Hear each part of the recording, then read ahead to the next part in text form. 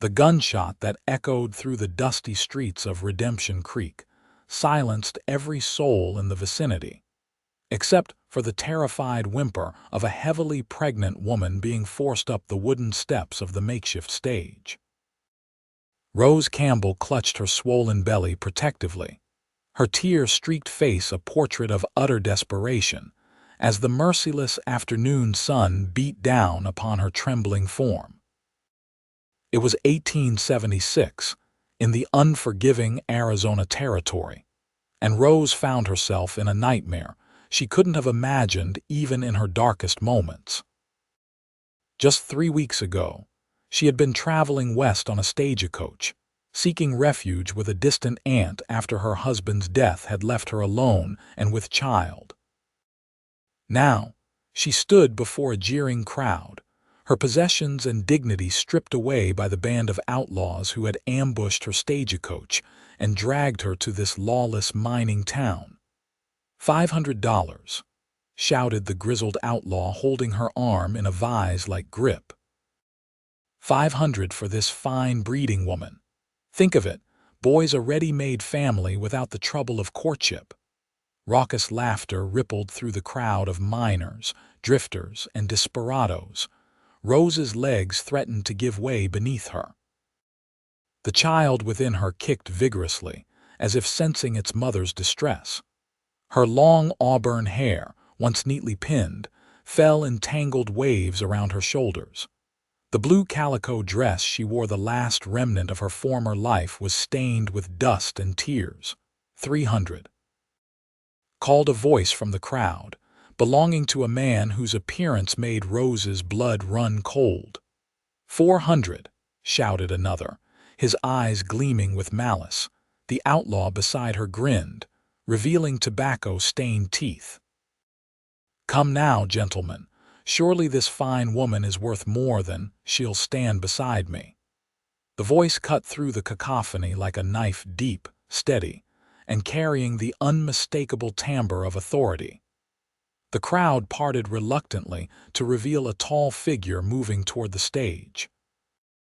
Xavier Caldwell stepped into the clearing, his movements deliberate and unhurried. The silver spurs on his worn leather boots jingled softly with each step. A dust-covered black Stetson shaded piercing blue eyes that surveyed the scene with cold calculation. His lean frame was wrapped in a faded denim shirt and dark trousers, a weathered leather vest completing his attire. The holster at his hip held a Colt revolver that had clearly seen extensive use. "And who might you be, mister?" The outlaw's hand drifted to his own weapon. "The man who's telling you that this woman isn't for sale." Xavier's voice remained level, but there was steel beneath the calm. "She'll stand beside me and we're walking out of here." The outlaw's face contorted with rage. "Now see here." "No, you see here." Xavier's hand hadn't moved toward his gun, but something in his stance made the crowd retreat a step. "This town might tolerate your kind passing through, but selling human beings crosses a line that even Redemption Creek won't abide." Rose felt a surge of hope mingled with fear. Who was this man, and why would he risk his life for a stranger? "What business is she of yours?" the outlaw snarled. Xavier's gaze never wavered. "I make it my business when men forget what it means to be men." He extended his hand toward Rose. "Madam, if you'd come with me." Time seemed to freeze as Rose looked from the outlaw to the stranger offering salvation.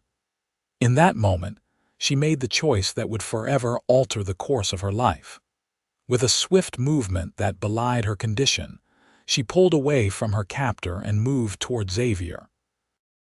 The outlaw's hand flashed to his gun, but Xavier was faster.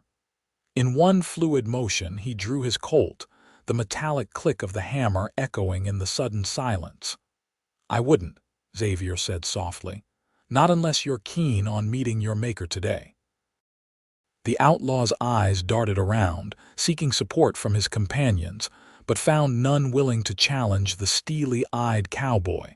With a curse, he backed away. "Take her then. She ain't worth dying over." Xavier kept his weapon trained on the outlaw as Rose descended the steps. When she reached his side, he spoke without looking at her. "Stay close, madam." Together, they backed away from the stage, the crowd parting before them like water. Rose could feel Xavier's presence beside her, solid, unwavering, a bulwark against the chaos that had engulfed her life. When they reached the corner of the main street, Xavier holstered his weapon but maintained his vigilance. "My wagon's just down this way," he said, gesturing toward a side street. "Can you walk a bit further?" Rose nodded, one hand still protectively cradling her belly. "Yes, and thank you. I don't know what would have happened if—" "No need to think on that now," Xavier interrupted gently. "Let's get you somewhere safe first." As they walked, Rose studied her unexpected champion from the corner of her eye. There was no softness in his features. His face was all angles and planes, weathered by sun and wind. A scar ran along his jawline, disappearing into the short beard that covered his chin. But his eyes, when they met hers, held a kindness that contradicted his hardened exterior. "I'm Rose," she offered. "Rose Campbell." A ghost of a smile touched his lips. "Xavier Caldwell. Most folks call me Zav." They reached a sturdy wagon hitched to two chestnut horses. Xavier helped Rose climb onto the wooden seat, his hands strong but careful as he supported her weight. "Where are you taking me, Mr. Caldwell?" Rose asked as he settled beside her and took up the reins. "I've got a small ranch about 10 miles outside of town," he replied, urging the horses into motion. "You'll be safe there until we figure out your next steps." Rose felt her shoulders sag with relief and exhaustion. "I don't know how I can ever repay you." Xavier glanced at her, his expression unreadable in the fading light. "There's no debt between us, Mrs. Campbell. Some things a man does because they need doing, that's all." As the wagon rumbled away from Redemption Creek, Rose allowed herself to hope for the first time since the stagecoach ambush. She didn't know what awaited her at Xavier Caldwell's ranch, but it had to be better than what she'd left behind. What she couldn't have known then was that this taciturn cowboy would become more than her rescuer. He would become her future. The journey to Xavier's ranch took them through rugged terrain as twilight descended over the Arizona landscape. Rose found herself clutching the edge of the wagon seat as they navigated over uneven ground, each jolt sending a wave of discomfort through her tired body. "Not much further now," Xavier said, noticing her discomfort. "Sorry about the rough ride." "It's all right," Rose replied, attempting to mask her fatigue. "I've endured worse these past weeks." Xavier's jaw tightened. "Those men who had you, they the same ones who ambushed your stagecoach?" Rose nodded, her hand unconsciously moving to her stomach as the baby shifted within her. 3 weeks ago, they killed the driver and the guard. There was another passenger, an elderly gentleman traveling to see his son in California. Her voice faltered. "They shot him when he tried to protect me." "And your husband," Xavier asked quietly, "died 6 months ago. Pneumonia." Rose gazed at the purpling horizon. "Thomas never even knew about the baby. I was traveling to my aunt's home in Tucson when the attack happened." Xavier absorbed this information in silence, his eyes fixed on the trail ahead. Rose appreciated that he didn't offer empty platitudes or press her for more details. The quiet between them was companionable rather than strained. As night fully descended, a cluster of buildings emerged from the darkness: a modest ranch house with a covered porch, a barn, and several smaller outbuildings. A lantern glowed in one of the windows, casting a warm welcome into the night. "Home," Xavier said simply, guiding the horses toward the barn. As they approached, the front door of the house opened and a figure stepped onto the porch, lantern in hand. It was an older woman, her silver hair pulled back in a practical bun. "That you, Zav?" she called. "You're back later than expected." Had some unexpected business in town, Mrs. Holloway, Xavier replied, bringing the wagon to a halt. He jumped down and moved to help Rose. We have a guest who will be staying with us for a while. Mrs. Holloway raised her lantern higher, illuminating Rose's face and her condition. Understanding dawned immediately in the older woman's eyes. Lord have mercy, she murmured, hurrying down the steps. Come inside, child. You look dead on your feet. Rose accepted Xavier's assistance from the wagon, grateful for his strong hands supporting her. Her legs felt wobbly after the long ride, and exhaustion threatened to overwhelm her. Mrs. Holloway keeps house for me, Xavier explained as they made their way to the porch. Make sure I don't live like a complete savage, the housekeeper snorted. A full-time job, I assure you. Her weathered face softened as she took Rose's arm. Let's get you settled, dear. When was the last time you had a proper meal? Rose couldn't remember. The outlaws didn't exactly concern themselves with regular meal times, she said with a weak attempt at humor. Mrs. Holloway's expression darkened. Outlaws, is it? Xav, you go tend to the horses while I see to Mrs. Campbell, Rose supplied. Rose Campbell, while I see to Mrs. Campbell. Then you can explain what kind of trouble you've brought home this time. Despite her brusque manner, Mrs. Holloway's hands were gentle as she guided Rose into the house.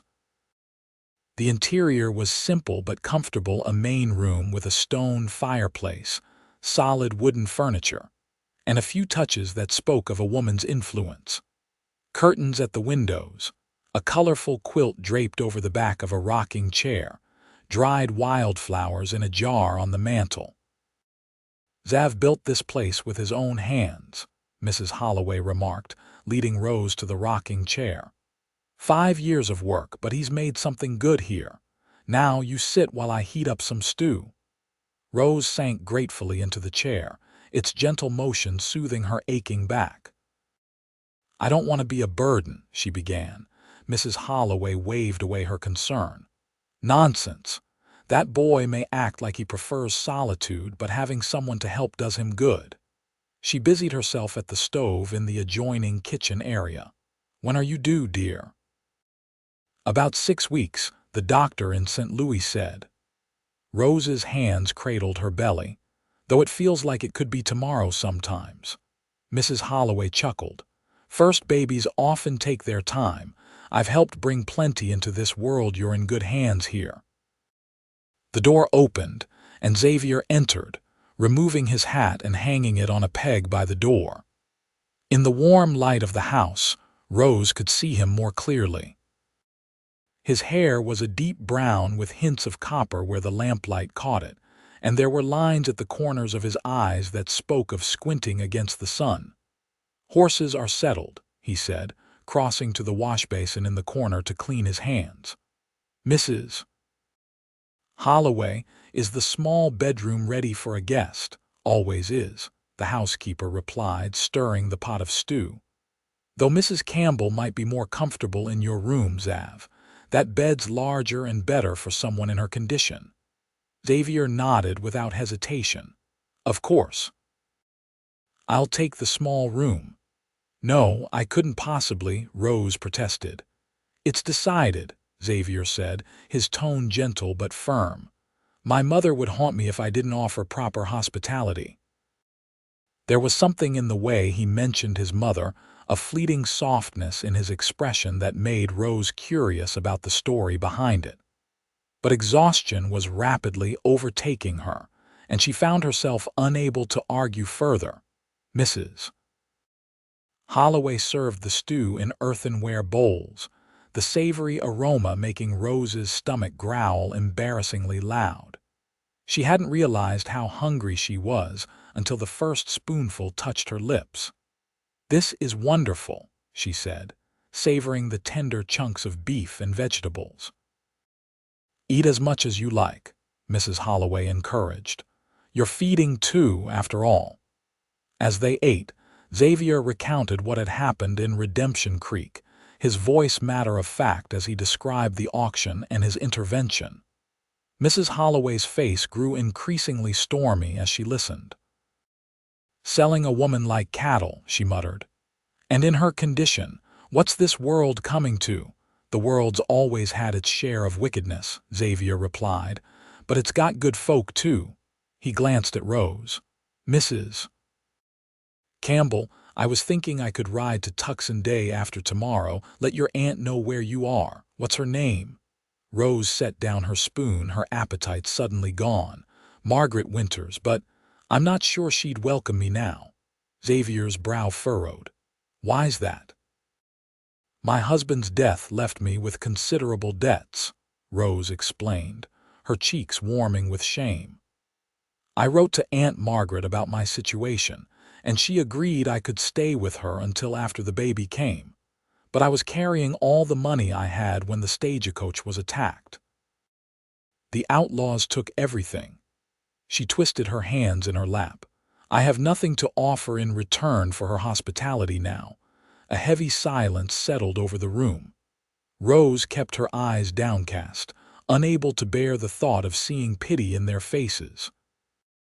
She had always prided herself on her independence, and revealing her destitution to strangers left her feeling utterly vulnerable. "Well," Mrs. Holloway said finally, "seems to me the solution is simple. You'll stay here until after the baby is born. Then you can decide what comes next." Rose's head snapped up. "I couldn't impose. It's not an imposition," Xavier interrupted. His blue eyes held her steadily.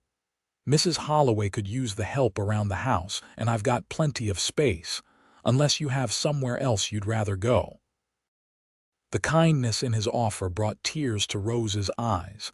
She blinked rapidly, determined not to break down. "No," she admitted softly. "I don't have anywhere else." Xavier nodded as if the matter was settled. "Then it's decided. You'll stay here at least until after your child arrives."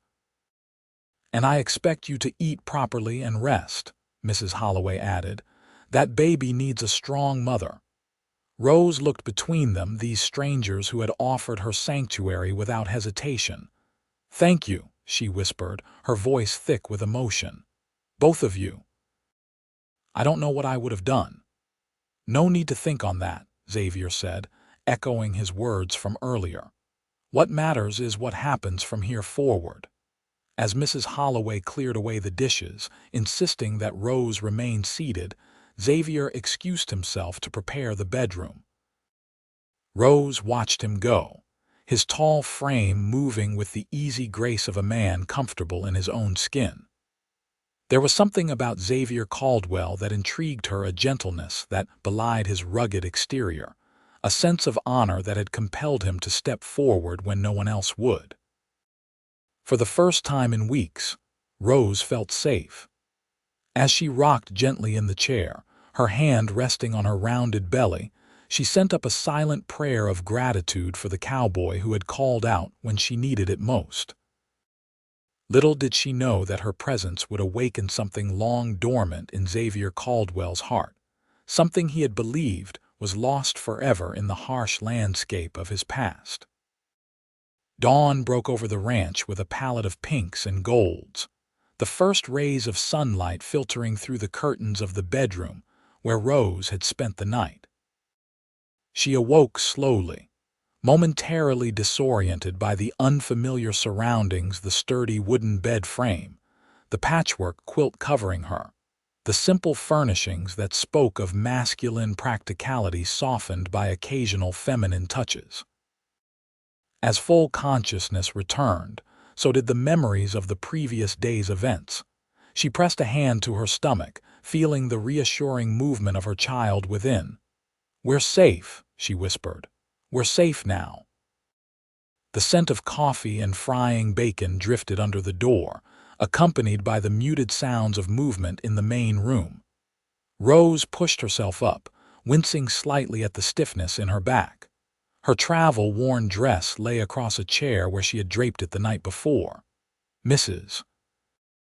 Holloway had provided a simple cotton nightgown that accommodated her belly comfortably. A soft knock at the door interrupted her thoughts. "Mrs. Campbell, are you awake?" Mrs. Holloway's voice called. "Yes, come in," Rose replied, pulling the quilt up to maintain her modesty. The door opened, and Mrs. Holloway entered, carrying a folded stack of clothing. "I thought you might need something fresh to wear. These were my daughter's. She was about your size before she moved to Denver with her husband." A shadow crossed the older woman's face momentarily before she continued. "They should fit over your belly well enough until we can alter them properly." Rose accepted the clothes gratefully. "You're too kind, Mrs. Holloway. I don't know how I'll ever repay such generosity." The housekeeper waved away her thanks. "Having another woman around this place is payment enough. Xavier's a good man, but about as talkative as a fence post most days." This brought a smile to Rose's lips. "He doesn't seem the type for idle conversation." "The war changed him, Mrs. Holloway said, her voice lowering slightly. "He came back different like so many did, more inside himself." She straightened the items on the dresser absently. "But that's his story to tell if he chooses to. Breakfast will be ready when you are. Take your time." After Mrs. Holloway left, Rose dressed in the borrowed clothing, a simple blue dress with small white flowers printed on it, roomy enough to accommodate her condition. The fabric was soft from many washings but still sturdy. She ran her fingers through her auburn hair, wishing for a proper brush, then twisted it into a simple knot at the nape of her neck. When she emerged from the bedroom, she found Xavier seated at the table, a cup of coffee in hand, while Mrs. Holloway bustled around the stove. He rose immediately upon seeing her. "Mrs. Campbell, did you sleep well?" His voice carried the slightly formal politeness of a man unaccustomed to female company. "Better than I have in weeks, Mr. Caldwell, thank you." Rose took the seat he indicated, noting how the simple courtesy reminded her of a life that seemed far removed from her current circumstances. "Xav, pour the poor woman some coffee," Mrs. Holloway directed. "And for heaven's sake, the two of you might as well use first names if you're going to be sharing a roof." A hint of color touched Xavier's tanned cheeks, but he complied, filling a cup with steaming coffee. "Cream or sugar, Rose?" The sound of her name on his lips gave Rose an unexpected flutter in her chest. "Both, please, Xavier." Mrs. Holloway set plates of eggs, bacon, and biscuits before them, her expression satisfied as she watched Rose eat with healthy appetite. "That's right, dear. Eat up. Growing a baby is hard work." "Are you from around these parts originally?" Xavier asked, breaking a biscuit in half. Rose shook her head. "St. Louis. My husband was a bookkeeper for a shipping company there after he died." She paused, the memory still painful. "After Thomas died, I couldn't afford to keep our home. The company gave his position to someone else almost immediately." Xavier's expression darkened. "Seems harsh, considering your circumstances." "Business is rarely sentimental," Rose replied with a sad smile. "I was fortunate that my aunt offered shelter at least." "And now you're here instead," Mrs. Holloway observed. "The Lord works in mysterious ways." After breakfast, Xavier excused himself to tend to the ranch chores, leaving Rose with Mrs. Holloway. The housekeeper showed her around the modest but well-built house, the main room that served as both parlor and dining area, the kitchen with its iron stove and handmade cabinets, the small room where Xavier would now sleep, and a storeroom filled with preserved foods and household supplies. "Xavier built all this?" Rose asked. Impressed by the craftsmanship evident throughout, Mrs. Holloway nodded. "Every nail and board. He came to Arizona after the war with nothing but the clothes on his back and his determination. Worked as a ranch hand for 3 years, saving every penny. Then he bought this land when nobody else wanted it. Why didn't they want it? Water was scarce, and the Apache made folks nervous back then. But Xavier, he's got a way with finding solutions to problems." He dug a well where others said there'd be no water, and he made peace with the local tribe by treating them fairly. Pride colored the older woman's voice. He's built something good here, raises some of the finest horses in the territory now. Rose moved to the window, watching as Xavier led a magnificent Palomino stallion across the yard to a corral. Even from a distance, she could see the gentle authority with which he handled the powerful animal. "He's a quiet one, our Xavier," Mrs. Holloway continued, joining Rose at the window. "But still waters run deep, as they say." Throughout the day, Rose insisted on helping with household tasks despite Mrs. Holloway's protests. She found comfort in the familiar rhythm of domestic work, kneading dough for bread, shelling peas from the garden, folding freshly laundered linens. The physical activity kept her mind occupied, preventing it from dwelling on the trauma of the past weeks or the uncertainty of her future. In the late afternoon, she ventured onto the porch, seeking fresh air. The view from Xavier's ranch was breathtaking, rolling grasslands stretching toward distant mountains, their peaks tinged purple in the waning light. A gentle breeze carried the scent of sage and sun-warmed earth. She spotted Xavier by the corral, working with the Palomino she had seen earlier. His movements were patient and deliberate as he guided the horse through various paces.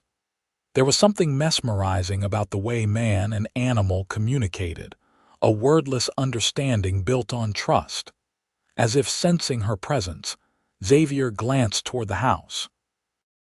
Seeing her on the porch, he secured the horse and made his way over, removing his gloves as he walked. "Hope Mrs. Holloway hasn't been working you too hard," he said, stopping at the foot of the steps. Rose smiled. "Quite the opposite. She seems convinced I'll shatter if I lift so much as a spoon." That drew a chuckle from Xavier, the first she'd heard from him. The sound transformed his face, softening the hard angles and bringing a warmth to his eyes that made Rose's heart skip. "She's protective," he acknowledged. "Been that way since I hired her 3 years ago." "She thinks very highly of you," Rose observed. Xavier looked away, seemingly uncomfortable with the praise. "Mrs. Holloway sees the best in folks. It's her nature." He gestured toward the corral. "Would you like to meet Solil? He's the gentlest of my horses, despite his size." Rose hesitated.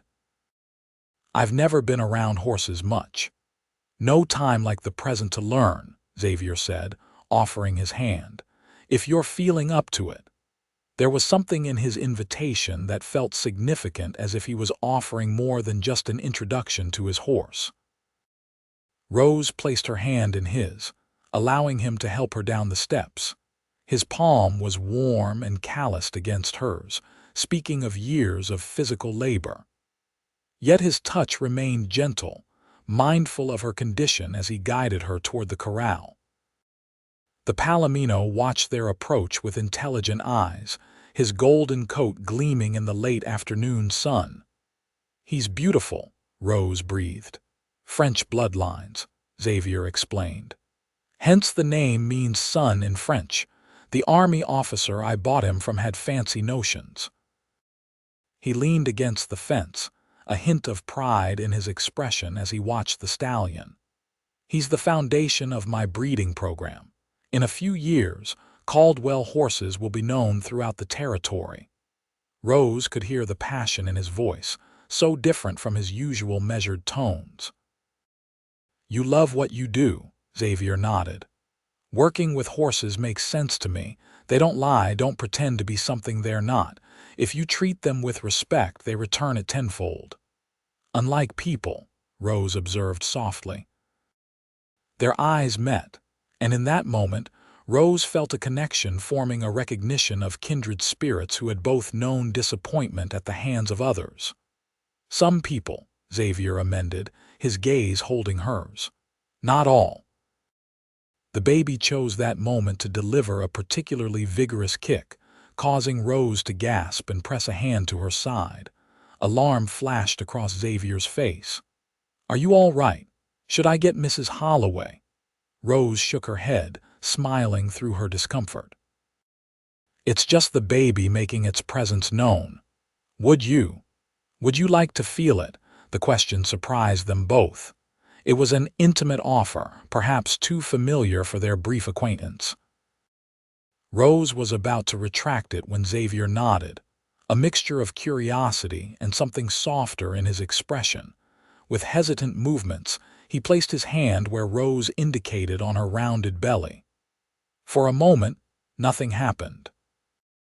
Then the baby kicked again, a strong motion clearly felt through Rose's dress.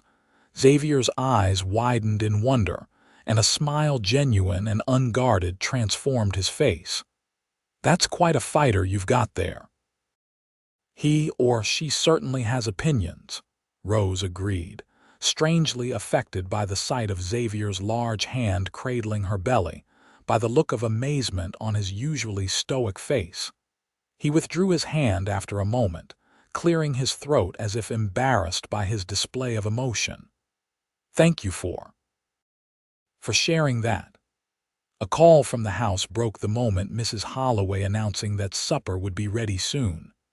As they walked back together, Rose was acutely aware of Xavier's presence beside her, of the careful way he matched his stride to hers, of the subtle protectiveness in his posture.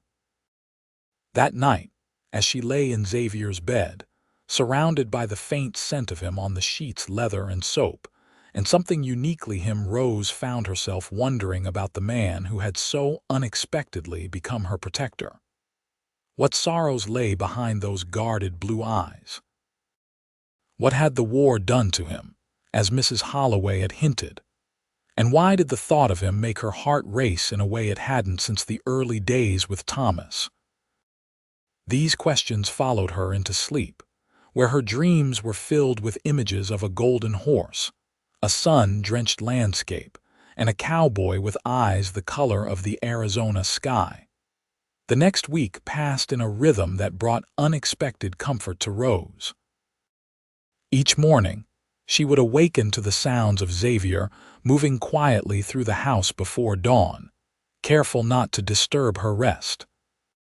By the time she emerged from her room, he would have the coffee made and would be seated at the table, often reviewing figures in a worn ledger, the business of the ranch continuing despite her presence.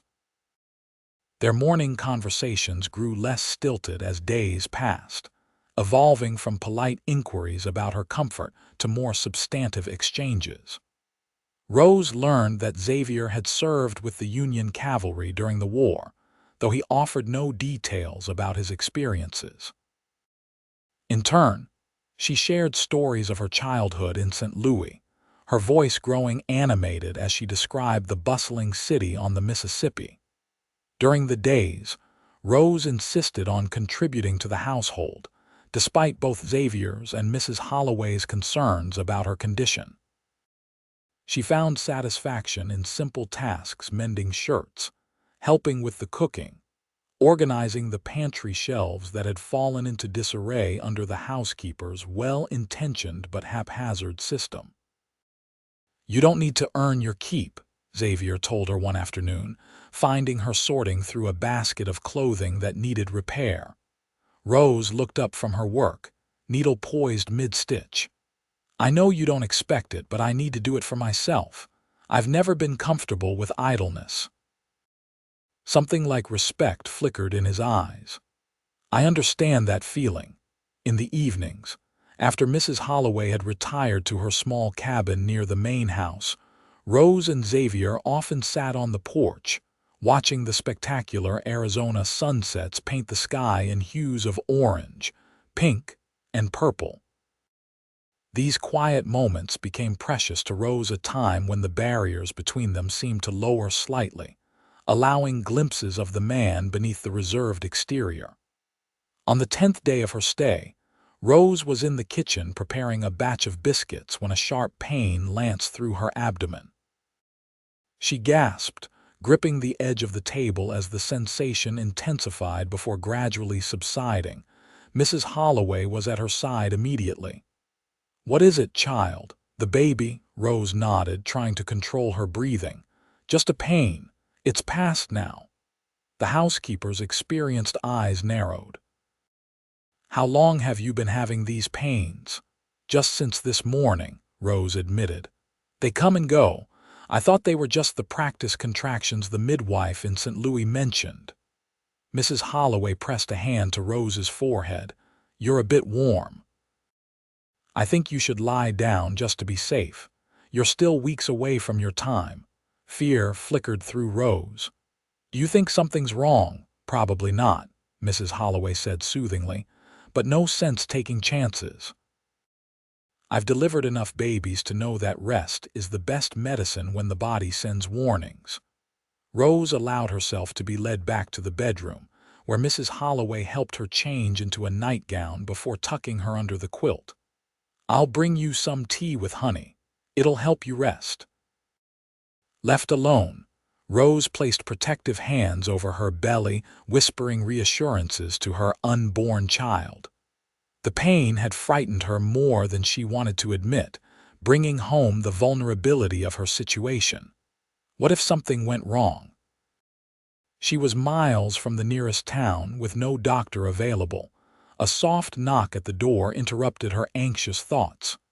Come in, she called, expecting Mrs. Holloway with the promised tea. Instead, Xavier entered, his expression tight with concern.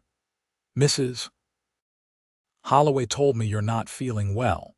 Rose attempted a reassuring smile. Just some discomfort. I'm sure it's nothing. Xavier moved to the bedside, his tall frame seeming too large for the intimate space of the bedroom. Is there anything you need? Anything I can do? The genuine worry in his voice touched Rose deeply. Just your prayers, perhaps, for the baby, he nodded solemnly. You have those already. He hesitated, then added, I'm riding into town tomorrow to get supplies. I could see if the doctor is available to visit. Doctor. Phillips rarely leaves his practice in town, Mrs. Holloway said, entering with a steaming cup. But I've sent for Martha Running Deer. She's a healer from the Apache settlement near the creek, delivered more babies than anyone in these parts. Xavier seemed to approve of this decision. Martha knows her business. She helped when one of our mares had a difficult foaling last spring. Rose accepted the tea, its fragrant steam rising to her face. Thank you both. I feel better knowing I'm in such good hands. After they left her to rest, Rose sipped the sweet tea, its warmth spreading through her body. Outside her window, she could hear Xavier and Mrs. Holloway speaking in low voices, their concern evident even if their words were indistinct. She must have dozed off, for the next thing she knew, the room was filled with the golden light of late afternoon, and a woman she didn't recognize was standing beside the bed. She was Native American, perhaps in her 50s, with long black hair streaked with gray and dark eyes that held both wisdom and kindness. You are awake, the woman said, her English accented but clear. I am Martha. Rose struggled to sit up. Thank you for coming. Martha's capable hands helped adjust the pillows behind Rose's back. The cowboy is very worried about you. He paced like a mountain lion while waiting for me to arrive. This image of the stoic Xavier pacing anxiously brought a small smile to Rose's lips. He's been very kind to me. Martha's expression suggested she perceived more than was being said. Now, I need to examine you and the baby. Mrs. Holloway says you had pains. Rose nodded, describing the sensation she had experienced. Martha listened attentively, occasionally asking questions about the duration and intensity of the pains. Then, with professional efficiency, she examined Rose's abdomen, her experienced hands mapping the position of the baby. The little one is head down, which is good, Martha announced. But your body is working too hard too early. The baby needs more time. Fear clutched at Rose's heart. Is my baby in danger? Martha patted her hand reassuringly. Not if you listen to me. You must rest completely for at least a week. No walking except to use the necessary. No working. No lifting anything heavier than a cup of tea. I will leave medicine to calm your womb." She produced a small pouch from the bag she carried. "Tea made from these herbs morning and night." "I'll do anything necessary," Rose promised, relieved that there was a course of action to protect her child. Martha nodded approvingly. "The cowboy asks if you need anything from town tomorrow. Is there something you wish for?" Rose hesitated, then made a decision. "If there's a mercantile, perhaps some fabric and thread. If I'm to be confined to bed, I could at least sew something for the baby." A knowing smile touched Martha's lips. "Preparing for your child is good medicine for the spirit." She rose gracefully. "I will tell him. And I will return in 3 days to check your progress." After Martha departed, Mrs. Holloway brought a simple supper on a tray, fussing over Rose's comfort with maternal concern. "Xavier's beside himself with worry," she confided. "I've never seen him so rattled." "I hate causing such trouble," Rose sighed. "Nonsense. That man needed something to worry about besides horses and cattle." Mrs. Holloway adjusted the curtains, allowing the last rays of sunset to filter into the room. "He'll be in to say goodnight once he's finished with the evening chores." True to Mrs. Holloway's prediction, Xavier appeared at Rose's door as twilight deepened into night. He knocked softly, entering when Rose called permission. He stood awkwardly just inside the doorway, hat in hands, his tall frame silhouetted against the lamplight from the main room. "Martha says you and the baby will be fine if you rest." "Yes, though I'm not accustomed to being idle," Rose admitted. "It will be a test of patience." Xavier shifted his weight, seemingly gathering his thoughts. "Martha mentioned you wanted fabric from town, if it's not too much trouble." "I thought I could sew some things for the baby." Rose felt suddenly self-conscious. "But please don't go to any special effort." "No trouble," Xavier assured her. His eyes met hers in the dim light. "What kind of fabric?" "Soft cotton if they have it. Perhaps white or yellow." Rose's hands moved to her belly in an unconscious gesture of connection with her child. "I don't know if it's a boy or girl." Xavier nodded. "White or yellow, soft cotton, anything else. Perhaps some ribbon. And thread to match." Rose felt a flush rising to her cheeks at making such requests of him. "Consider it done." Xavier took a step toward the bed, then seemed to reconsider, stopping himself. "Is there? Do you need anything else tonight before I turn in?" Rose shook her head, touched by his concern. "You've done more than enough already, Xavier. More than I had any right to expect from a stranger." Something flickered in his expression, a moment of unguarded emotion quickly masked. "We're not exactly strangers anymore, are we, Rose?"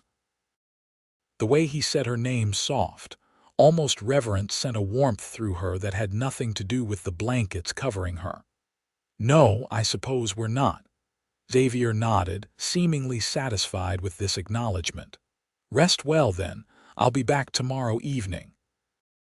After he left, Rose lay awake for a long time, her thoughts circling around the enigmatic cowboy who had rescued her from a terrible fate and now worried over her comfort as if she were. What? A responsibility, a friend, something more. She placed a hand over her heart, feeling its accelerated rhythm whenever she thought of Xavier Caldwell.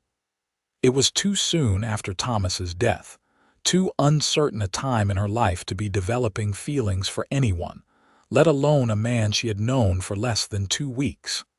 And yet, "This is foolishness," she whispered to herself. "He's simply being kind." But as sleep finally claimed her, Rose's dreams were once again filled with images of strong hands, concerned blue eyes, and a voice that made her name sound like something precious. True to his word, Xavier returned from town the following evening with not only the requested fabric and notions, but also several books, a selection of dried fruits that the storekeeper's wife had recommended for expectant mothers, and a small wooden box that he presented to Rose with uncharacteristic shyness. "What's this?" she asked, accepting the carefully crafted container. "Open it," Xavier urged, hovering near the foot of the bed. Rose lifted the hinged lid to reveal a collection of sewing implements, delicate silver scissors, a pincushion studded with needles of various sizes, a silver thimble, and several spools of thread in colors that would complement the soft yellow and white fabrics he had selected. "Xavier, this is too much," she protested, running her fingers over the fine tools. He shrugged, the gesture at odds with the care evident in his gift. "The mercantile owner's wife helped me choose, said every woman should have proper tools for her work." Rose blinked back unexpected tears. It had been so long since anyone had given thought to her needs, her comfort. Thomas had been a good husband in many ways, but never particularly attentive to the details of her daily life. "Thank you," she said simply, knowing any more elaborate expression of gratitude would only embarrass him. Xavier nodded, apparently satisfied with her response. "Martha came by the store while I was there, said to tell you she'll visit tomorrow to check on you." The days of enforced rest that followed would have been unbearable for Rose if not for the projects that now occupied her hands and mind. Using the fabric Xavier had brought, she began crafting simple garments for her baby, tiny gowns, caps, and blankets. Mrs. Holloway provided scraps of flannel for diapers, showing Rose a special stitch that would make the edges more durable. Xavier developed the habit of stopping by her room each evening after his chores were complete. At first, these visits were brief and somewhat awkward, a polite inquiry about her health, an update on ranch matters that might interest her. But gradually, the conversations lengthened and deepened. Rose discovered that Xavier had a thoughtful mind and surprising knowledge on a variety of subjects. He spoke of books he had read, observations about the natural world, and occasionally, memories of his childhood in Pennsylvania before the war changed everything. "My father was a blacksmith," he told her one evening, seated in the chair that had been placed beside her bed for these visits. "Taught me his trade starting when I was 9 years old. Said a man needed skills that would feed him no matter where life took him." "Wise advice," Rose commented, her needle moving steadily through the gown she was hemming. "My father was a teacher. He believed education was the greatest gift he could give his children." Xavier's eyes followed the movement of her hands. "He'd be proud of you, I think. Not many women would face what you have with such dignity." The compliment warmed Rose in unexpected ways. "I'm not sure it's dignity so much as necessity. When there's no choice but to go forward, that's what one does." "Many would disagree," Xavier said softly. "Many would surrender to bitterness or despair." Their eyes met across the small space between them, and Rose felt a connection forming that transcended their brief acquaintance, a recognition of shared values, of mutual respect that was rapidly evolving into something deeper. Martha's second visit confirmed that Rose's condition had stabilized. The pains had not returned, and the healer pronounced herself satisfied with the baby's progress. "Another week of rest," she prescribed. "Then you may move about the house, but no lifting, no standing for long periods." Rose accepted this verdict with relief, grateful that her child was safe but eager to resume some level of normal activity. The confinement, while necessary, had begun to wear on her spirits. As if sensing her restlessness, Xavier appeared at her door the following afternoon with an unexpected proposition. "Mrs. Holloway thought you might like a change of scenery," he said. "If I carried you to the porch, you could sit outside for a while. The weather's mild today." Rose brightened immediately. "That would be wonderful. But are you sure it wouldn't be too much trouble?" Xavier's lips quirked in what might almost have been a smile. "I regularly lift hay bales that weigh more than you do, Rose. I think I can manage." Before she could respond to this gentle teasing, he had crossed to the bed, and with careful movements, slipped one arm beneath her knees and the other around her shoulders. Rose found herself lifted against his chest, the solid warmth of him surrounding her as he carried her effortlessly through the house and onto the porch, where Mrs. Holloway had prepared a comfortable chair with cushions and a light blanket. The sensation of being held so securely in Xavier's arms left Rose flustered, her cheeks warm with a blush she couldn't control.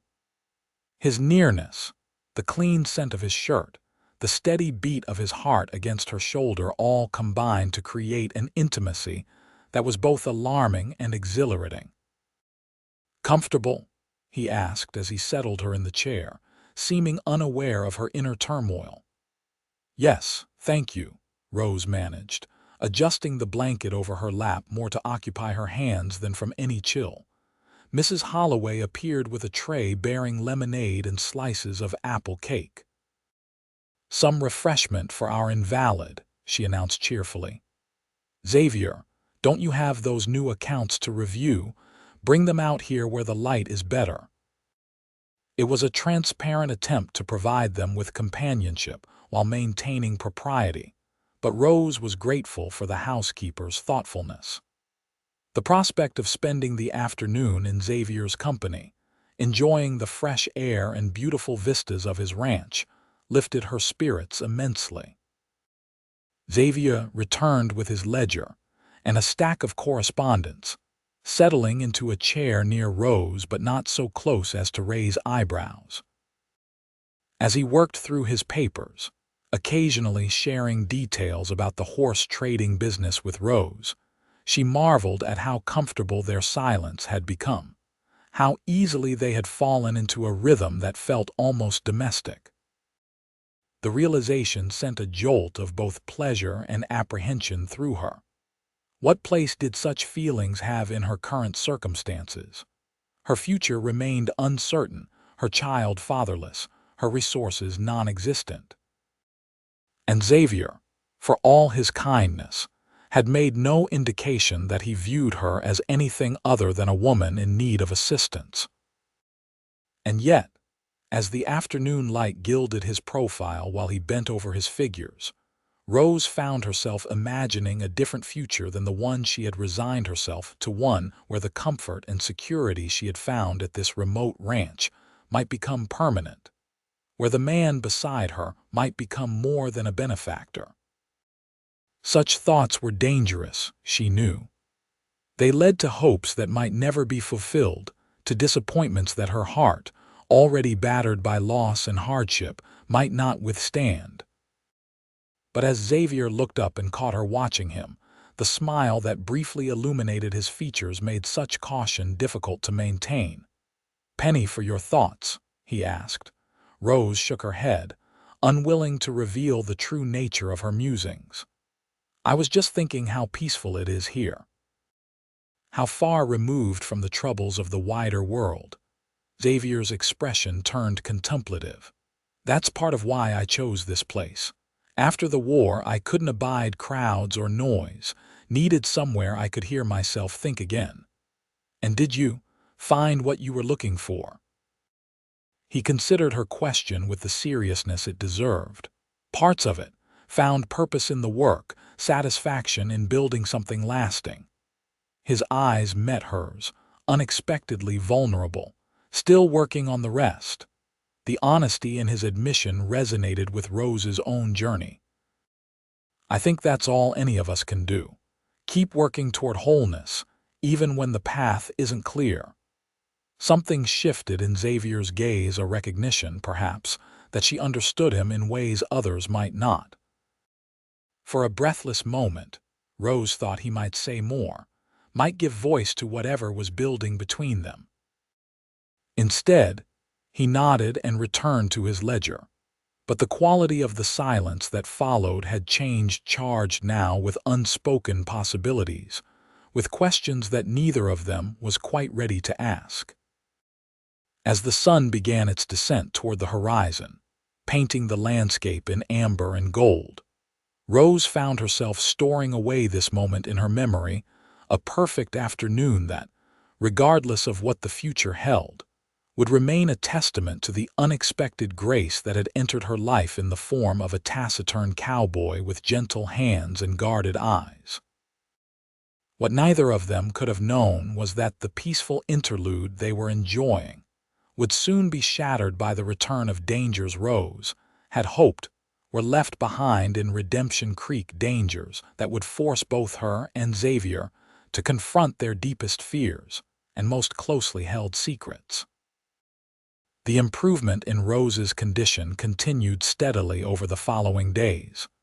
With Martha's approval, she gradually resumed limited activity, taking short walks around the house and helping with light chores. The color returned to her cheeks, and the sparkle to her eyes, transformations that did not go unnoticed by Xavier, whose gaze followed her with increasing frequency. One evening, nearly 3 weeks after her arrival at the ranch, Rose was seated on the porch, watching the sunset while finishing the embroidery on a baby blanket. The delicate yellow flowers she had stitched along the border formed a cheerful frame for the soft white fabric. "That's mighty fine work," Xavier commented, stepping onto the porch after completing his evening rounds of the property. He removed his hat, running a hand through hair that had grown slightly too long, curling at the edges where it met his collar. Rose smiled up at him, pleased by the compliment. "My mother taught me. She believed every girl should know how to create beautiful things, not just useful ones." Xavier settled into the chair beside her, stretching his long legs before him. "She sounds like a wise woman." "She was," Rose agreed softly. "She died when I was 16. Influenza." "I'm sorry." Xavier's voice held genuine empathy. "Losing a parent young leaves a mark." Rose glanced at him, curious. "You lost yours young as well," he nodded, his gaze fixed on the distant mountains. "Mother when I was 12, childbirth. Father just before the war, kicked by a horse he was shoeing." His mouth tightened. "No family left after that, except a cousin who went west before the fighting started. Never heard from him again." The simple recitation of loss touched Rose deeply. "So you truly were alone when you came here." "Seemed better that way at the time." Xavier's fingers drummed absently on the arm of his chair. "War has a way of making a man wary of attachments." Rose set aside her sewing, turning to face him more directly. "And now, do you still prefer solitude?" The question hung between them, weighted with implications neither had yet acknowledged aloud. Xavier's eyes met hers, searching, as if trying to determine her meaning or perhaps her readiness for his answer. Before he could respond, the sound of approaching horses broke the moment. Xavier was on his feet instantly, his posture alert as he peered into the gathering dusk. "Are you expecting visitors?" Rose asked, noting his tension. "No." His hand moved instinctively toward the gun at his hip. "Stay here." 3 riders emerged from the shadows of the tree line, approaching the house at a steady pace. As they drew nearer, Xavier's stance relaxed slightly, though caution remained evident in his bearing. "It's Hank Miller," he told Rose. "Owns the spread that borders mine to the east." "Don't know the other two." Rose felt a flutter of unease. Something about the way the men carried themselves, the deliberate pace of their approach, struck her as ominous. Xavier stepped off the porch to greet the visitors, positioning himself subtly between them and the house between them and Rose. She realized with a flash of gratitude. "Evening, Hank," Xavier called as the riders drew to a halt. "Kind of late for a social call." Hank Miller, a weathered man in his 50s with a substantial gray beard, touched the brim of his hat. "Evening, Caldwell. Not a social call, I'm afraid. These gentlemen are looking for someone, and I thought you might be able to help." Rose's heart began to pound as one of the other riders urged his horse forward. Though she couldn't make out his features clearly in the fading light, there was something familiar about his silhouette that sent ice through her veins. "Mr. Caldwell," the man said, his voice carrying a southern drawl that Rose recognized with horror. "Name's Jackson Blackwood. I'm looking for a woman who was stolen from me about a month back. Red hair in a family way. Word in town is you might know something about her whereabouts." It was him, the outlaw, who had auctioned her on that terrible day in Redemption Creek. Rose pressed a hand to her mouth to stifle a gasp, shrinking back against the wall of the house. Xavier's posture remained casual, but Rose could see the tension in his shoulders. "Don't recall stealing anyone, Blackwood, especially not a woman." Blackwood's laugh held no humor. "Now, I didn't say you stole her, just that she was stolen by someone." He leaned forward in his saddle. "Thing is, that woman and I had a business arrangement, and I don't take kindly to unfinished business." "What kind of business would a man have with an expectant mother?" Xavier's voice had taken on a dangerous edge. "The kind that's none of your concern," Blackwood replied. "Unless, of course, you're hiding her." From her position on the porch, Rose could see Xavier's hand hovering near his holster. The third rider had shifted his horse slightly, moving to flank Xavier in a way that raised the hairs on the back of her neck. "Hank," Xavier said, his attention still fixed on Blackwood, "you vouch for these men." Miller looked uncomfortable. "They showed up at my place asking questions, said they were looking for a missing relative. Seemed the neighborly thing to point them in the right direction if you'd seen her." "A relative," Xavier repeated flatly. His disbelief was evident. Blackwood's patience appeared to be wearing thin. "Look, Caldwell, we can do this friendly-like or not. I just want what's mine." "Nothing here belongs to you," Xavier stated, his voice level but carrying unmistakable threat. The standoff stretched for several heartbeats, the tension thickening the air. Then Blackwood raised his hands in a gesture of mock surrender. All right, no need to get riled. Maybe I was misinformed." He touched the brim of his hat. "We'll be on our way. But if you do happen to see a red-haired woman in an interesting condition, you might mention that Jackson Blackwood is looking to conclude their business." As the three riders turned their horses, Blackwood called over his shoulder, "I'll be at the Silver Dollar in town for the next few days. Just in case your memory improves." Xavier remained motionless, watching until the men disappeared into the darkness. Only then did he turn back to the house, his expression grim in the deepening twilight. Rose was trembling, her hands clutched protectively over her belly. "It's him," she whispered as Xavier rejoined her on the porch. "The man who captured me, who tried to sell me." Xavier nodded, his jaw tight. "I figured as much." He placed a gentle hand on her shoulder. "You're safe, Rose. He doesn't know for certain you're here." "But he suspects," she countered, fear making her voice shake. "And he'll be back. Men like that always come back." Mrs. Holloway appeared in the doorway, drawn by the commotion. "What's happened?" Xavier ushered Rose inside, briefly explaining the situation to the housekeeper.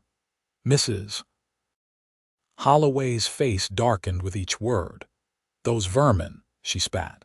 "Coming here making threats. You should ride for the marshal in the morning, Xav." Xavier shook his head. "Marshal Jenkins is 3 days' ride away, and I'm not leaving Rose unprotected for that long." He paced the room, thinking aloud. "Blackwood doesn't know for certain that Rose is here. He's fishing, hoping I'll give something away."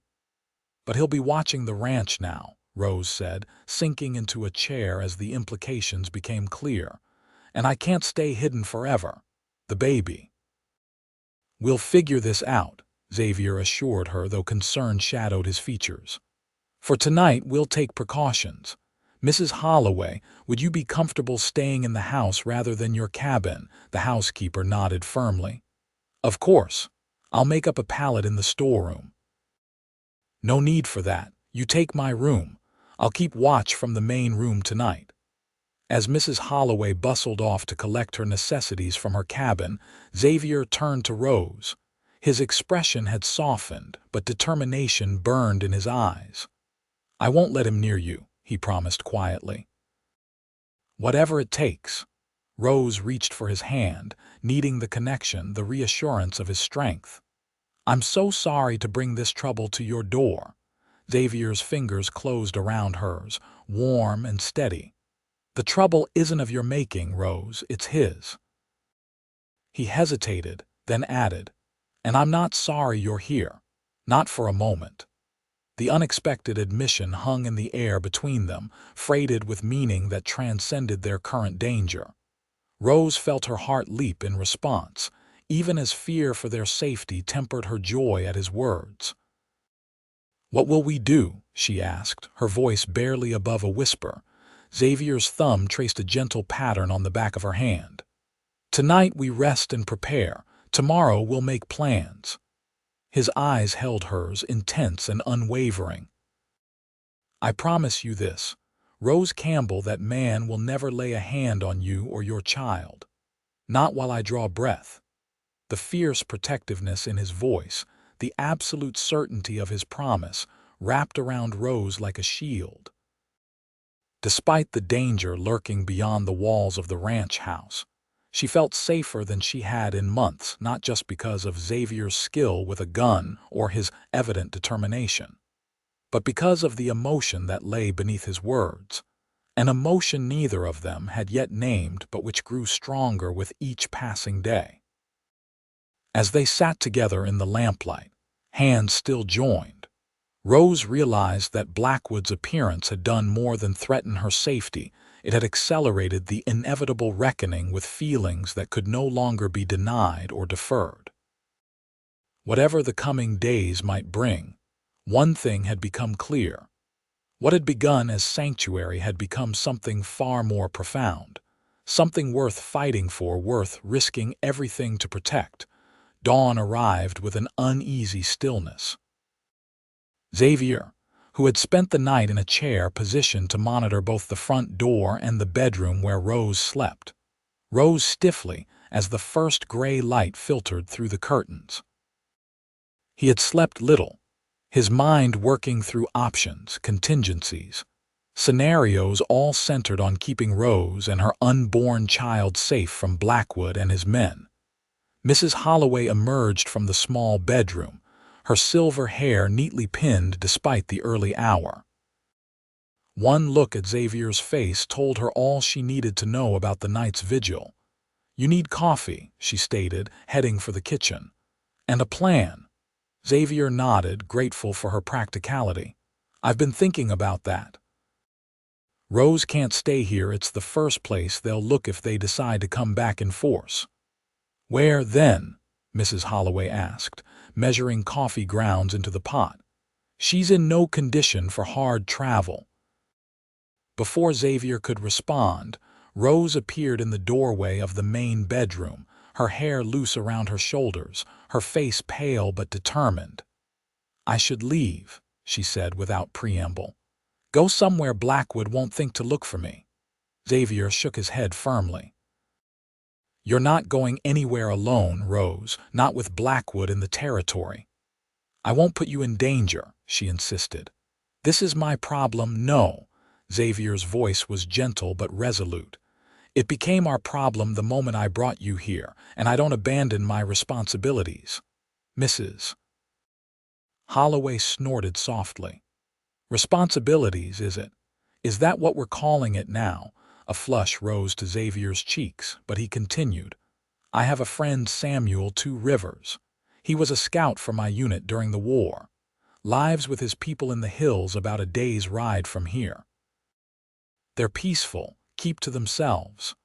Blackwood wouldn't think to look for you there, and even if he did, he wouldn't dare enter their territory." Rose considered this option, one hand resting protectively over her belly. Would they welcome a stranger, a white woman? "Sam would," Xavier assured her, "and his word carries weight with his people, but it would mean a day's travel by wagon. Martha should examine you first, make sure you're strong enough." As if summoned by the mention of her name, a knock sounded at the door. Xavier reached for his gun before moving cautiously to answer it. Martha stood on the porch, her expression serious. "I had a dream," she said without greeting. "The pregnant woman is in danger." Xavier ushered her inside, briefly explaining the visit from Blackwood and their tentative plan to seek refuge with Samuel Two Rivers people. Martha listened intently, then moved to Rose, placing her hands on the younger woman's shoulders and studying her face. "The journey will be difficult, but staying here is more dangerous. I will prepare medicine to strengthen you for travel." She turned to Xavier. "When do you leave?" "Tomorrow at first light," he decided. "We'll need today to prepare and to make it appear that life continues as normal here." Martha nodded approvingly. "I will accompany you part of the way. My presence may discourage unwanted attention." As the morning progressed, preparations for their departure took shape. Xavier selected his most reliable wagon and the steadiest team of horses, while Mrs. Holloway packed provisions and bedding. Rose insisted on helping despite Martha's admonitions to rest, gathering the baby clothes she had sewn and the few personal possessions she had accumulated during her stay. In the barn, away from the women's hearing, Xavier checked and loaded his weapons, the Colt revolver he wore at his hip, a shotgun that would ride beneath the wagon seat, and a Winchester rifle with a full box of ammunition. "Planning for war, Mrs. Holloway asked from the doorway, her expression somber. Xavier looked up from his task. "Planning not to be caught unprepared." The housekeeper nodded, then asked the question that had clearly been on her mind. "What happens after, Xav?" "Assuming you get her safely to Samuel's people, and this Blackwood character gives up or meets his just deserts, what then?" Xavier's hand stilled on the rifle. "That will be up to Rose." Mrs. Holloway fixed him with a penetrating gaze. "Will it? Or will you let her go without ever telling her what's in your heart?" Discomfort flickered across Xavier's features. "It's not that simple." "It never is," the older woman agreed. "But I've watched you these past weeks, Xav. You've come alive in a way I haven't seen since I've known you. That woman and her child, they've awakened something in you that the war nearly killed." Xavier couldn't deny the truth of her words. Rose's presence had indeed transformed the quiet rhythm of his days, bringing light and purpose to a life that had been defined primarily by work and solitude. The thought of returning to that existence after ensuring her safety left a hollow feeling in his chest. "She deserves better than a scarred ex-cavalry officer with nothing to offer but a hardscrabble ranch," he said finally. Mrs. Holloway made a sound of exasperation. "That woman has known loss and fear and betrayal, Xav. What she deserves is a man who will stand beside her no matter what comes, who already has. As for what you have to offer," she gestured around the barn, encompassing the ranch beyond. "You've built something good here. Something that could be a home for more than just yourself." Before Xavier could respond, Rose appeared in the doorway, her expression troubled. "There's a rider coming. Fast." Xavier was on his feet instantly, moving past Rose with his rifle in hand. "Stay in the barn, both of you." From the cover of the porch, he watched as a lone horseman approached at a gallop, not one of Blackwood's men, he realized with relief, but Hank Miller's son, Ethan, a boy of about 16. "Mr. Caldwell," Ethan called, reining his lathered horse to a stop. "Pa sent me to warn you. Those men who were here yesterday, they're coming back, with more men." Xavier's blood ran cold. "When?" "Tonight, they said, after dark." Ethan's young face was grim. "They were at our place again, asking more questions. Pa told them he didn't know nothing about any woman, but they didn't believe him. Said they were going to search every building on your property." Xavier nodded grimly. "You did right to come, Ethan. Tell your pa I'm grateful for the warning." As the boy galloped back toward his family's ranch, Xavier returned to the barn, his mind racing. The timeline had accelerated. They needed to leave immediately, not wait for morning as planned. Rose and Mrs. Holloway looked up anxiously as he entered. "Blackwood's coming back tonight," he informed them tersely. "With reinforcements. We need to go now." A flurry of activity followed as their carefully laid plans compressed into urgent action. Martha mixed her strengthening tea for Rose while Xavier and Mrs. Holloway finished loading the wagon. Within an hour, they were ready to depart. Rose and Martha seated in the wagon bed on a pallet of blankets, Xavier driving, with Mrs. Holloway standing on the porch to maintain the appearance of normal activity at the ranch. "I'll keep the lamps lit tonight," the housekeeper promised. "Make it look like you're still here. Might buy you some extra time." Xavier clasped her hand. "Be careful, Margaret. If they get aggressive, don't try to stand your ground. Head for the Millers." Mrs. Holloway squeezed his hand in return. "Don't you worry about me. Just keep her safe." Her eyes shifted meaningfully to Rose, who was settling into the wagon with Martha's help. "And Xav, remember what I said." With a final nod, Xavier climbed onto the wagon seat and took up the reins. The heavily laden vehicle creaked into motion, following a little-used trail that led away from the main road and toward the distant hills where Samuel Two Rivers and his people made their home. As they left the ranch behind, Xavier glanced back at Rose. She was pale but composed, her hands resting protectively over her rounded belly, her eyes meeting his with trust that humbled him. In that moment, he made a silent vow not just to deliver her safely to Samuel's people, but to find a way forward that would keep her in his life, if she would have him. Mrs. Holloway was right. Rose had awakened something in him that he had thought long dead. He would not surrender that renewed sense of purpose, of connection, without a fight. What he couldn't know as the wagon rumbled toward the hills was that the journey ahead would test not only his resolve, but also the fragile bond forming between him and the woman whose fate had become inextricably entwined with his own. The wagon followed a narrow trail that wound through scrubby terrain, skirting the edges of arroyos and climbing gradually toward the foothills.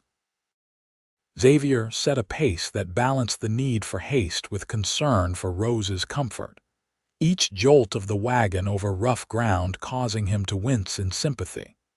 Martha sat beside Rose in the wagon bed, occasionally checking her pulse or offering sips of medicinal tea from a canteen. The healer's presence was a blessing, her calm demeanor and practical knowledge helping to ease Rose's anxiety about both the journey and the baby. By mid-afternoon, the sun beat down mercilessly, and Xavier called a halt in the shade of a rocky outcropping. He helped Rose down from the wagon, supporting her weight as her legs, stiff from hours of sitting, threatened to buckle. "How are you holding up?" he asked, his voice low with concern. Rose managed a smile, though fatigue was evident in the shadows beneath her eyes. "Better than I might have expected. Martha's tea seems to help." Xavier's gaze swept over her, assessing. "We'll rest here for an hour, then push on until dusk." Martha nodded approvingly. The young mother needs to walk a little, good for her blood flow. While Martha prepared a simple meal of jerky, hard bread, and dried apples, Xavier scouted the area, ensuring they hadn't been followed. The rugged landscape offered good visibility in most directions, but also potential hiding places for pursuers. He didn't like it, too many variables, too many ways for Blackwood to gain the advantage if he had somehow picked up their trail. When he returned to the temporary camp, he found Rose slowly circling the wagon, one hand braced against the wooden side for support. The simple white dress, she wore one of those Mrs. Holloway had altered to accommodate her growing belly, was stained with dust from the trail. and wisps of auburn hair had escaped her braid to curl damply against her neck. Despite these signs of the journey's toll, there was a determination in her bearing that stirred something profound in Xavier's chest. This woman had endured loss, captivity, and now flight, yet refused to surrender to fear or despair. Her courage shamed his own hesitation to speak the feelings that had been growing within him. "Rose," he began, moving to her side. She looked up, a question in her eyes. "Is something wrong? Have they found us?" "No," Xavier assured her quickly. "No sign of pursuit, He faltered, unused to expressing personal thoughts. "I wanted to make sure you're truly all right. This isn't what you signed up for when you came west." A soft laugh escaped her.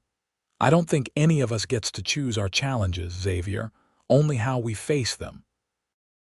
Her hand found his, a brief touch that nonetheless sent warmth through his entire being. "And I'm not facing this alone, thanks to you." Before Xavier could respond, Martha called them to the simple meal she had laid out on a blanket in the shade.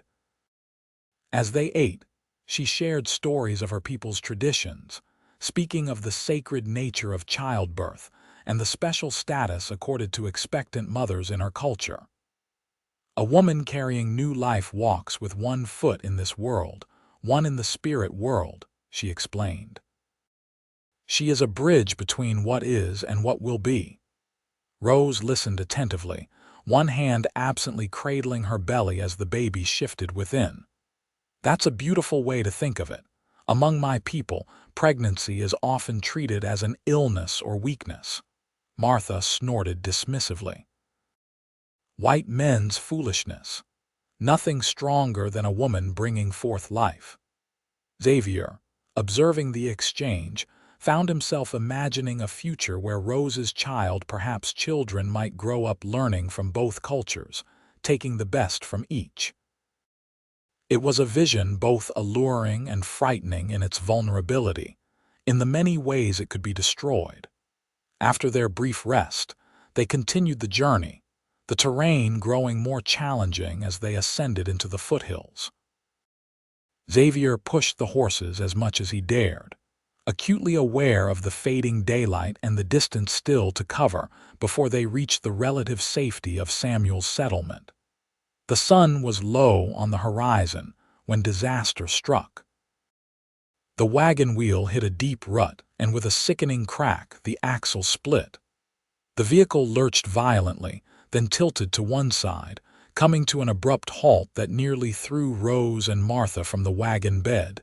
Xavier leapt down, his heart pounding as he assessed the damage. "Are you all right?"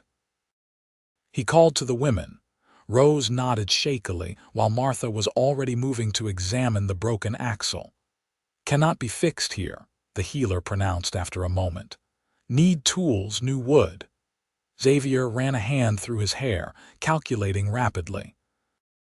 They were still at least 3 hours from Samuel's settlement, impossible to reach on foot before dark, especially with Rose's condition. "We'll make camp," he decided. "I can ride ahead at first light, bring back help." Martha's expression was troubled. "Not safe to stay in one place too long." "The bad men." "We don't have much choice," Xavier countered, already beginning to unhitch the horses. "Rose can't walk that distance, and it's too dangerous to travel these trails after dark." They selected a defensible position, a small clearing backed by a steep rock face, with good visibility of the surrounding area. Xavier worked quickly to construct a simple shelter using the wagon's canvas cover and nearby branches, while Martha helped Rose make a comfortable pallet inside it. As twilight deepened into night, Xavier built a small, nearly smokeless fire for warmth. Rose sat close to the flames, her face illuminated by their flickering light, while Martha brewed more of her medicinal tea. "Tomorrow I will guide you to my cousin's camp," Martha said, passing a cup to Rose. "It is closer than Two Rivers settlement. From there we can send word to him." Xavier nodded gratefully. "How far?" 2 hours walk for a healthy man, longer with a woman near her time. Martha's dark eyes moved to Rose with concern, but safer than staying here.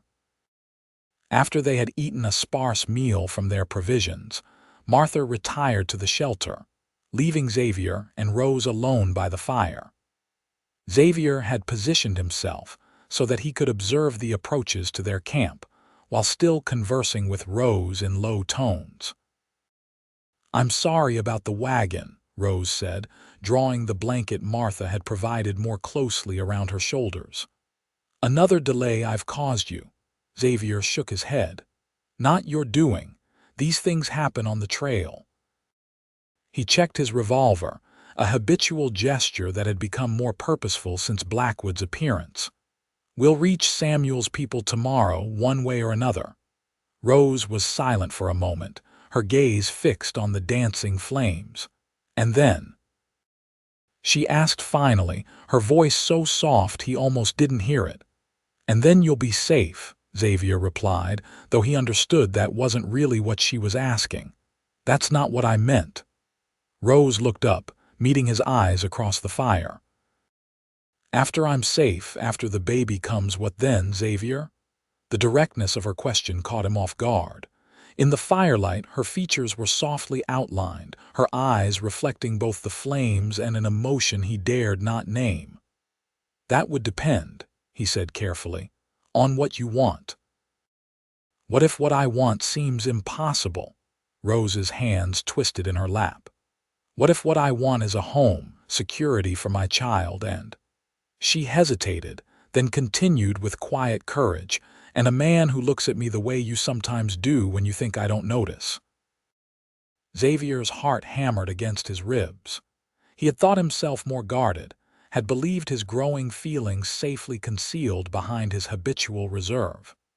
"Rose," he began, then stopped, searching for words that would neither mislead nor frighten her. "What I want doesn't matter if it's not what's best for you and your child. Shouldn't I be the judge of that?" A spark of indignation flared in her eyes. "I've had quite enough of men deciding my fate for me, Xavier Caldwell." Despite the tension of the moment, a smile tugged at his lips. "Yes, madam." Her expression softened at his capitulation. "Tell me what you want, Xavier, please." He set aside his revolver and moved closer, settling beside her near the fire. For a long moment, he stared into the flames, gathering thoughts that had been circling in his mind since the day he had first seen her on that stage in Redemption Creek. "I want you to stay," he said finally, his voice low and rough with emotion. "Not out of necessity or lack of options, but because you choose to. I want to be a father to your child, to watch them grow strong and sure in a home we build together." He turned to face her, allowing her to see what he had kept hidden for weeks. "I want to be your husband, Rose, if you'll have me." The words hung in the night air, irrevocable. Xavier waited, scarcely breathing, as Rose's eyes filled with tears that reflected the firelight like stars. "I've been a widow less than a year," she whispered. "I never expected to feel this way again so soon, never thought I could." "We don't have to rush," Xavier assured her, though hope was rising in his chest. "After the baby comes, after you've had time to be certain." Rose shook her head, a smile breaking through her tears. "I am certain, Xavier. Life is too uncertain, too precious to waste when you know your heart." She reached for his hand, her touch sending warmth through his entire being. "Yes, yes, I'll have you." Xavier's restraint, maintained through weeks of growing affection, finally broke. He gathered her gently into his arms, mindful of her condition, and lowered his lips to hers in a kiss that began as tentative reverence and quickly deepened into something more profound, a promise, a claiming, a homecoming. When they finally parted, Rose's cheeks were flushed, her eyes bright with joy despite their precarious circumstances. Xavier brushed a strand of hair from her face, marveling at the softness of her skin beneath his calloused fingers. "I never thought to find this," he admitted quietly. After the war, I believed some parts of me were dead for good. Rose leaned into his touch. And now I know better. He pressed his forehead to hers, breathing in the scent that had become as familiar to him as his own. Whatever happens, Rose, know that you've given me back something I thought was lost forever. No matter what comes next, I'm grateful for that. The mention of what might come next sobered them both. Blackwood and his men were still out there, still hunting. Their journey to safety was far from complete. You should rest, Xavier said reluctantly, drawing back. Tomorrow will be demanding. Rose nodded, though her eyes remained on his face as if memorizing its contours. Will you be all right out here alone? I won't be alone, he assured her with a small smile. I'll be keeping watch over what matters most. As Rose retired to the shelter where Martha was already sleeping, Xavier resumed his vigilant position by the fire, his mind alternating between newfound joy and strategic planning. He had even more reason now to ensure their safe passage to Samuel's settlement, not just Rose's life and her child's, but the future they had just begun to envision together. What Xavier couldn't know was that even as he maintained his watch, forces were already in motion that would test their fledgling bond to its limits before the sun rose again. The night deepened, stars wheeling overhead in their eternal patterns as Xavier maintained his vigil. Every sound the rustle of nocturnal creatures, the whisper of wind through sparse vegetation, the occasional shifting of the horses heightened his alertness. His years in the cavalry had taught him the value of watchfulness, of anticipating danger before it announced itself. Twice he circled their small camp, checking the horses, ensuring the shelter where Rose and Martha slept remained secure. Each time he paused, listening to Rose's even breathing, he felt a renewed determination to protect what they had found together. It was nearing midnight when the first warning came, a subtle change in the horses' behavior, their ears pricking forward, nostrils flaring. Xavier froze, hand moving to his revolver as he scanned the darkness beyond the dying fire's glow. Nothing moved, yet the horses remained alert, sensing something human eyes couldn't detect. Xavier added wood to the fire, building it higher to improve visibility around the camp. As the flames leapt upward, he caught a brief reflection light glinting off something metallic in the brush about 50 yards away. A gun barrel. Xavier dropped to a crouch, drawing his revolver in one fluid motion. "We've got company," he called quietly toward the shelter, then louder. "I know you're out there. Show yourself."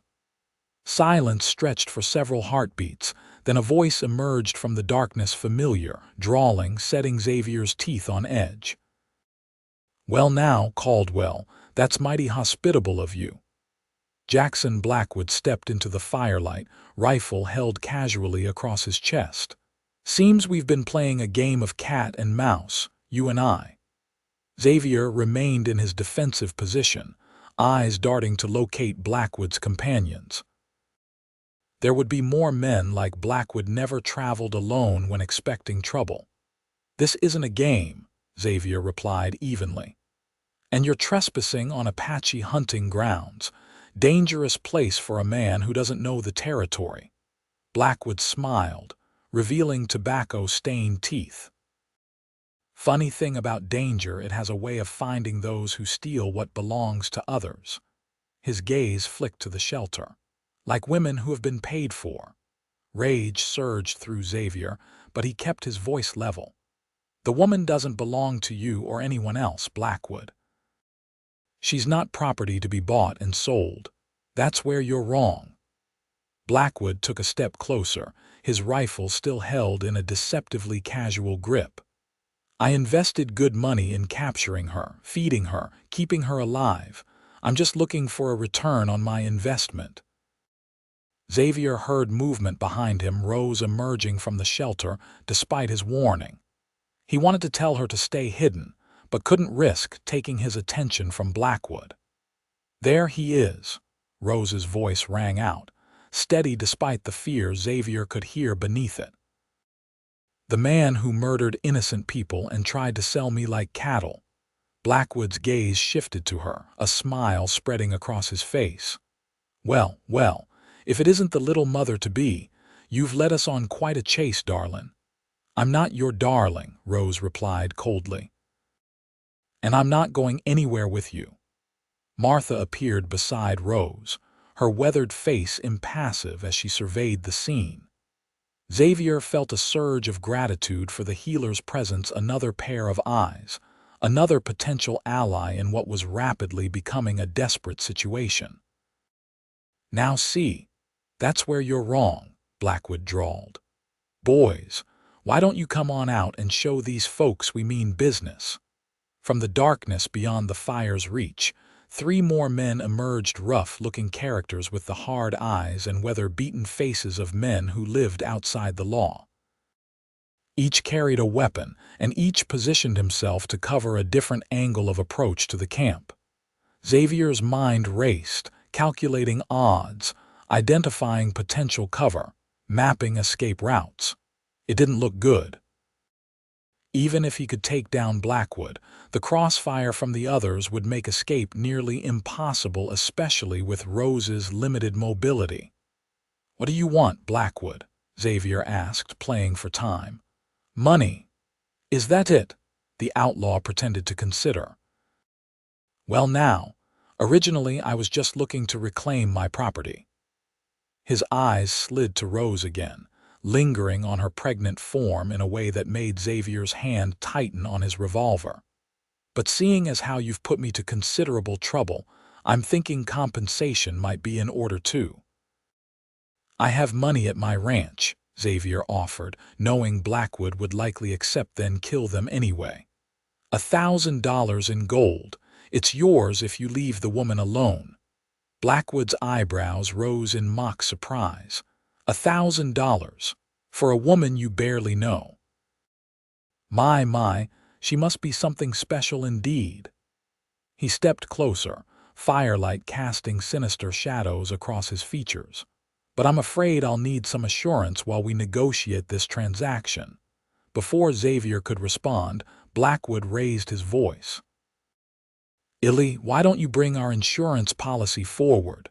From the shadows beyond the firelight, a 5th figure emerged, pushing a reluctant captive ahead of him, Mrs. Holloway, her silver hair disheveled, a bruise darkening one cheek, her hands bound before her. "No." Rose's cry echoed Xavier's own shock and dismay. Mrs. Holloway's eyes met Xavier's, regret and apology evident in her expression. "I'm sorry, Xav. They came to the house, and when they couldn't find you or Rose—" "Shut up, old woman," Blackwood snapped. He turned his attention back to Xavier. "Now then, here's how this is going to work. You're going to put down that gun nice and slow. Then the redhead is going to come with us. Once we're safely away, we'll release the old woman. Everyone lives, everyone's happy." "Except Rose," Xavier said quietly, his mind working furiously to find a way out of the trap. Blackwood shrugged. "She'll fetch a good price in Mexico. Pretty woman like her, even in her condition, or maybe especially because of it. Some men have particular tastes." The casual cruelty, the reduction of Rose to a commodity to be traded, stoked Xavier's rage to a white-hot intensity. But he forced himself to think beyond emotion, to assess the situation with the tactical clarity that had kept him alive through 4 years of war. Martha had moved slightly away from Rose, her hands hidden in the folds of her dress. Xavier caught the subtle movement, recognizing that the healer was preparing something, a weapon perhaps, or one of her medicines. He needed to keep Blackwood's attention diverted. "If I give you the money, both women go free," Xavier countered. "That's the only deal I'm interested in." Blackwood's smile never reached his eyes.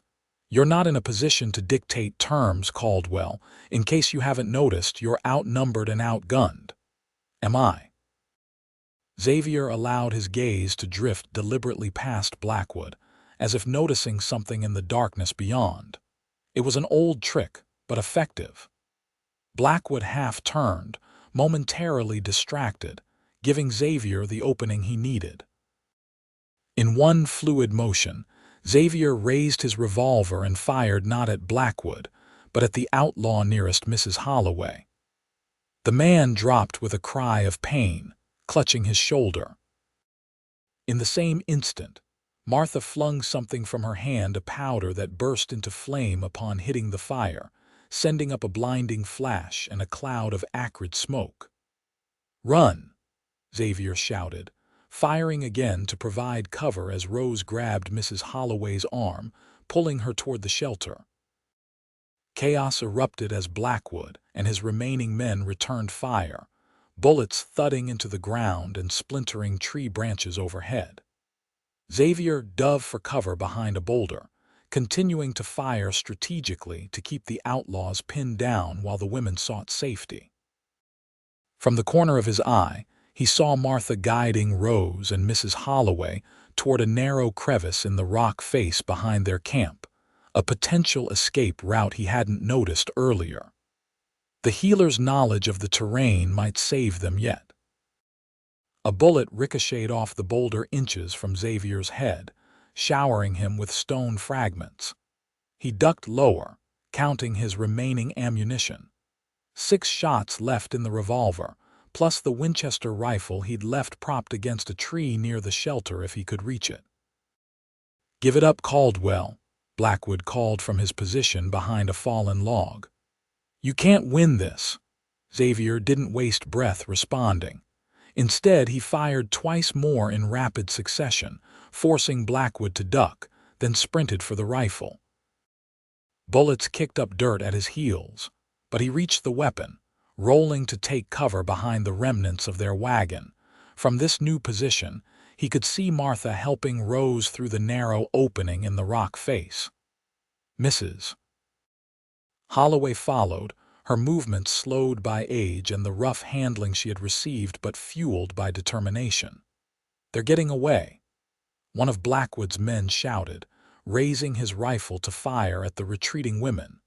Xavier's shot caught the man in the leg, dropping him with a howl of pain. But the distraction cost him. Blackwood used the opportunity to circle around, approaching Xavier's position from the flank. "I admire your spirit, Caldwell," Blackwood called closer now. "But this ends now. Throw out your weapons, or the next bullet goes through the old woman's back." Xavier's blood ran cold. From his position, he couldn't see if Blackwood had a clear shot at Mrs. Holloway, but he couldn't risk calling the outlaw's bluff. "All right," he shouted, making a split-second decision. "No more shooting." He raised the rifle above the wagon with one hand, his other still holding the revolver out of sight. "I'm coming out." Slowly, Xavier stood, the rifle held high in surrender. Blackwood emerged from cover, rifle aimed steadily at Xavier's chest, a triumphant smile playing at his lips. "Smart choice," the outlaw said. "Now the revolver too." Xavier nodded, appearing to comply as he reached for his holstered weapon. But instead of surrendering it, he dropped to one knee and fired in a single, fluid motion, a desperate gamble that paid off as his bullet found its mark in Blackwood's right shoulder, spinning the outlaw around and sending his rifle clattering to the ground. Blackwood howled in pain and rage, clutching his wounded shoulder as his remaining men returned fire. Xavier dove for cover again, but not before a searing pain tore through his left side, a bullet finding its mark between his ribs. The impact drove the breath from his lungs, but adrenaline kept him moving, firing back, determined to buy time for Rose, Mrs. Holloway, and Martha to escape. Blood soaked his shirt, warm and sticky against his skin, but he pushed the pain aside, focusing on the immediate threat. One of Blackwood's men broke cover, rushing Xavier's position with a hunting knife drawn. Xavier met the charge with his last bullet, dropping the man at his feet. But now he was out of ammunition for the revolver, and the rifle had fallen beyond his reach when the bullet struck him. Blackwood, despite his wound, was struggling to his feet, reaching for his fallen rifle with his good arm. The fourth outlaw was circling to Xavier's left, looking for a clear shot. The situation was rapidly deteriorating. Xavier pressed a hand to his bleeding side, mind racing for a solution. He still had his hunting knife sheathed at his belt, a last resort in what was quickly becoming a hopeless fight. Then, from the darkness beyond the firelight, a new voice rang out, commanding, authoritative, speaking in Apache. Enough. All movement ceased as Samuel, Two Rivers, stepped into the clearing, accompanied by 4 warriors, each armed with rifles. Samuel's imposing figure, tall, broad-shouldered, dressed in a mixture of traditional Apache garments and cavalry-issue trousers, dominated the scene. "This ends now," Samuel continued in English, his dark eyes taking in the tableau of wounded and armed men. His gaze settled on Xavier, noting the blood seeping between his fingers. "My friend is hurt. Lower your weapons, or none of you leaves these hills alive." Blackwood, face contorted with pain and fury, assessed the new arrivals. Whatever he saw in their steady gazes and unwavering aim convinced him that further resistance would be suicidal. "This isn't over," he snarled, letting his rifle fall. Samuel ignored the threat, moving swiftly to Xavier's side. "How bad?" Xavier grimaced. "I've had worse. The women are safe," Samuel assured him. "My scouts found them on the trail and brought me here." He examined the wound with practiced hands. "You need a healer." As Samuel's warriors disarmed and bound Blackwood and his remaining men, Xavier's thoughts were only of Rose. "I need to see her," he insisted, trying to rise despite the pain that lanced through his side. Samuel supported him with a strong arm. "She waits for you. Come." With Samuel's help, Xavier made his way to the crevice in the rock face, which opened into a narrow passage leading to a small, sheltered canyon beyond. There, by the light of a small fire, he found Rose, Mrs. Holloway, and Martha, surrounded by several more of Samuel's people. Rose's face, pale with fear and exhaustion, transformed at the sight of him, joy at his survival quickly giving way to horror as she registered his blood-soaked shirt. "Xavier." She moved toward him as quickly as her condition allowed, reaching him just as his strength began to falter. Together, Samuel and Rose eased him to a sitting position against a boulder. Rose's hands fluttered over his wound, tears streaming down her face. "How bad is it?" "Martha, please." The healer was already at his side, cutting away the fabric of his shirt to reveal the injury beneath. "Bullet went through," she announced after a careful examination. "Clean exit." "Good." Relief washed over Rose's features. "He'll be all right," Martha nodded, already preparing a poultice from her medicine bag. "Strong man. Good blood, he will heal." As Martha worked to clean and dress the wound, Xavier kept his eyes on Rose's face, drawing strength from her presence. "You're safe now," he murmured. "Samuel's people will protect you." Rose took his hand, pressing it to her cheek. "We're both safe, thanks to you. And we're going to stay that way." Her voice took on a fierceness he had never heard before. "No more heroics, Xavier Caldwell. You promised me a future together, and I intend to hold you to it." Despite the pain, Xavier smiled. "Yes, madam." Samuel, who had been conferring with his warriors about the disposition of Blackwood and his men, rejoined them. "My people will take the outlaws to Fort Bowie," he informed them. "The army has been looking for Blackwood's gang for months. Attacks on stagecoaches, raids on settlements. They'll face a military tribunal." "Good," Mrs. Holloway said firmly, still shaken but recovering her characteristic fortitude. "Let them see what justice looks like." As the night wore on, Xavier's strength gradually returned. bolstered by Martha's medicines and Rose's unwavering presence at his side.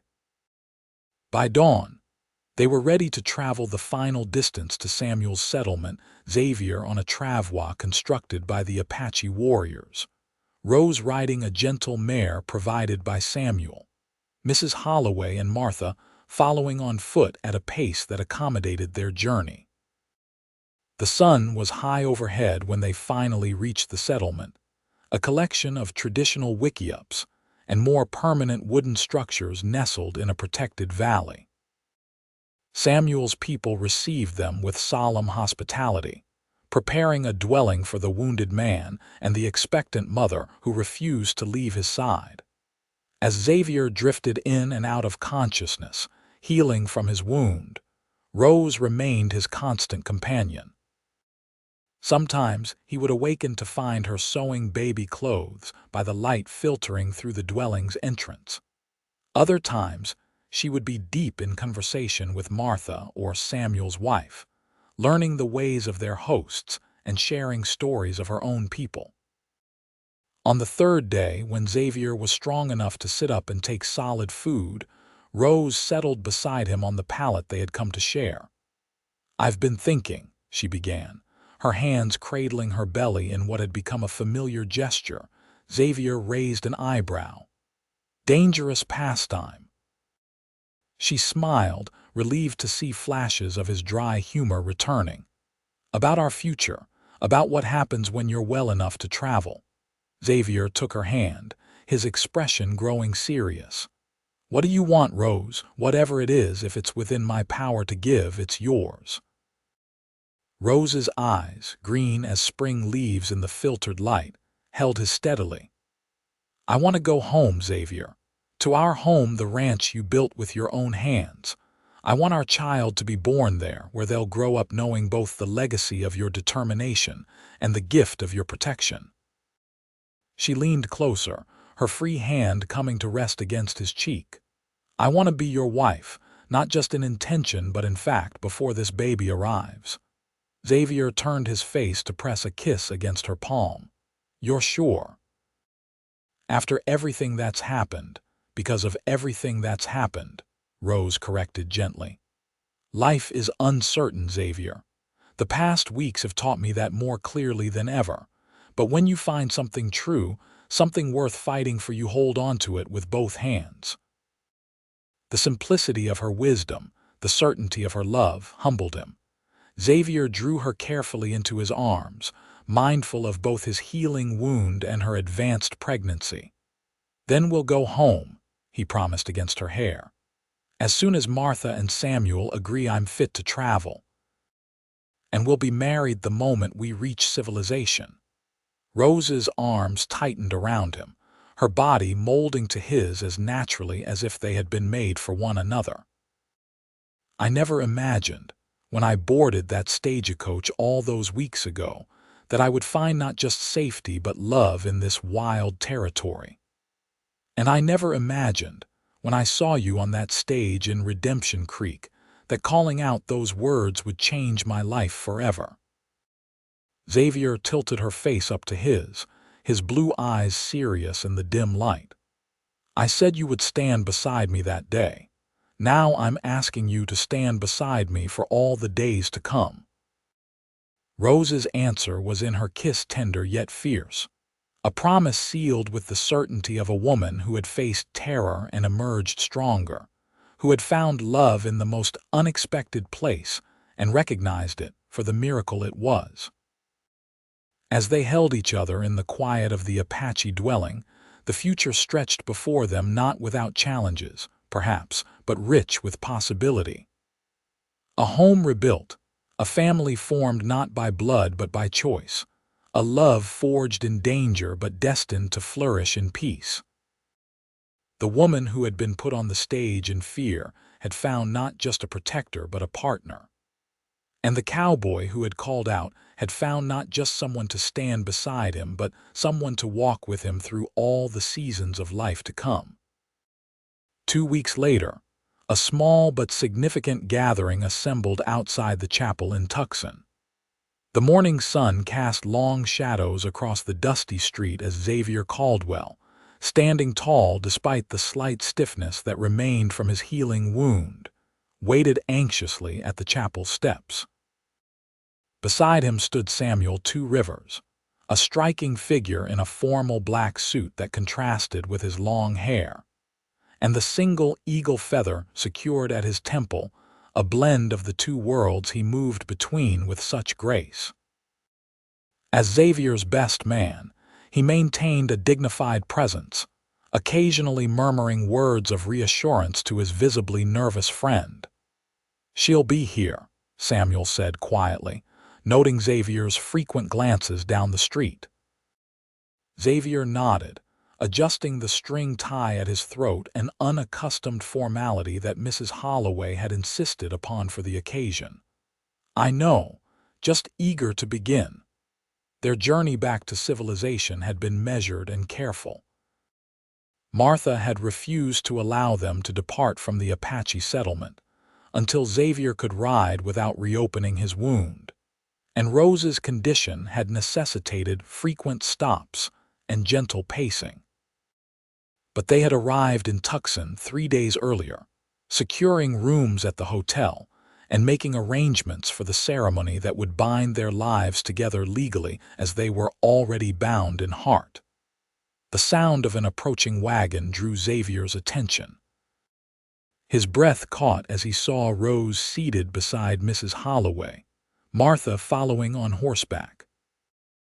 The simple white dress Rose wore hastily altered by the hotel proprietor's wife to accommodate her advanced pregnancy glowed in the morning light, and her auburn hair was crowned with a circlet of desert wildflowers. Never, Xavier thought, had any bride looked more beautiful. As the wagon drew to a halt, he moved forward to help Rose descend, her hands warm and sure in his as she stepped down to stand beside him. "You came," he said softly, the words meant only for her. Rose's smile illuminated her face. "Did you doubt I would?" "Not for a moment," Xavier assured her, offering his arm to escort her up the chapel steps. The ceremony itself was brief but heartfelt. The minister, a kindly older man who had served the Tucson community for nearly 20 years, spoke of commitment, of partnership through all of life's joys and sorrows, of the sacred bond between husband and wife. Xavier and Rose exchanged simple vows, and the rings they had selected from the town's jeweler plain gold bands that symbolized an unbroken circle of love and fidelity. When the minister pronounced them husband and wife, Xavier kissed his bride with reverent tenderness, mindful of their audience but unable to completely contain the emotion that welled within him. Rose responded with equal fervor, her hands clasping his as if she would never let go. The small gathering Samuel and his wife, Martha, Mrs. Holloway, and a few townspeople who had been touched by their story offered congratulations and well wishes as the newlyweds emerged from the chapel into the bright Arizona sunshine. "Mrs. Caldwell," Xavier said experimentally, the name new and precious on his lips. Rose's smile widened. "I like the sound of that." Their wedding breakfast was held at the hotel's dining room, a modest but joyful affair with good food and better company. As they prepared to depart for the journey back to the ranch, their home now, truly shared, Mrs. Holloway presented them with a gift. A handmade quilt she had been secretly working on during their time with Samuel's people. "Every bride should have a wedding quilt," she announced, her voice gruff with emotion as she unfolded the beautiful creation. The pattern incorporated symbols from both white and Apache traditions, stars and mountains, horses and flowing water, all rendered in colors that evoked the Arizona landscape. "It's beautiful," Rose breathed, her fingers tracing the intricate stitching. "Thank you, Margaret." Mrs. Holloway waved away the thanks, though her eyes betrayed her pleasure at their appreciation. "Just see that you put it to good use. That big house needs filling with life and laughter." The journey home was taken at a gentle pace, with frequent stops to ensure Rose's comfort. Xavier had purchased a new wagon in Tucson sturdier than the one that had broken down, with extra springs beneath the seat to cushion the bumps in the trail. Rose teased him about his extravagance, but the grateful look in her eyes when the improved comfort became apparent was all the justification he needed. They arrived at the ranch as the sun was setting, bathing the modest buildings in golden light that seemed to Xavier like a benediction, a blessing on this new chapter of their lives. Mrs. Holloway had ridden ahead that morning to prepare the house, and smoke curled welcomingly from the chimney as they approached. Xavier helped Rose down from the wagon, but before she could take a step toward the house, he swept her into his arms, mindful of her condition but determined to honor tradition. "Xavier," Rose protested, laughing, "you'll strain your wound." "Not a chance," he assured her, carrying her across the threshold into what was now their shared home. "Besides, it's bad luck to ignore a wedding custom." Inside, they found the house transformed. Mrs. Holloway had cleaned and polished every surface, arranged wildflowers in jars on the table and mantel, and prepared a wedding supper that filled the air with tantalizing aromas. Most significantly, she had moved her belongings to the small cabin near the main house, giving the newlyweds the privacy appropriate to their new status. After the meal, when Mrs. Holloway had retired to her cabin with strict instructions not to be disturbed until morning, unless that baby decides to make an early appearance, Xavier and Rose found themselves truly alone for the first time since exchanging their vows. Rose stood by the window, gazing out at the darkening landscape, one hand resting on her belly. Xavier moved to stand behind her, gently wrapping his arms around her, his hands covering hers. "Welcome home, Mrs. Caldwell," he murmured against her hair. Rose leaned back against his chest, the solid warmth of him a comfort and a promise. "It feels right, being here with you. Like this is where I was always meant to be."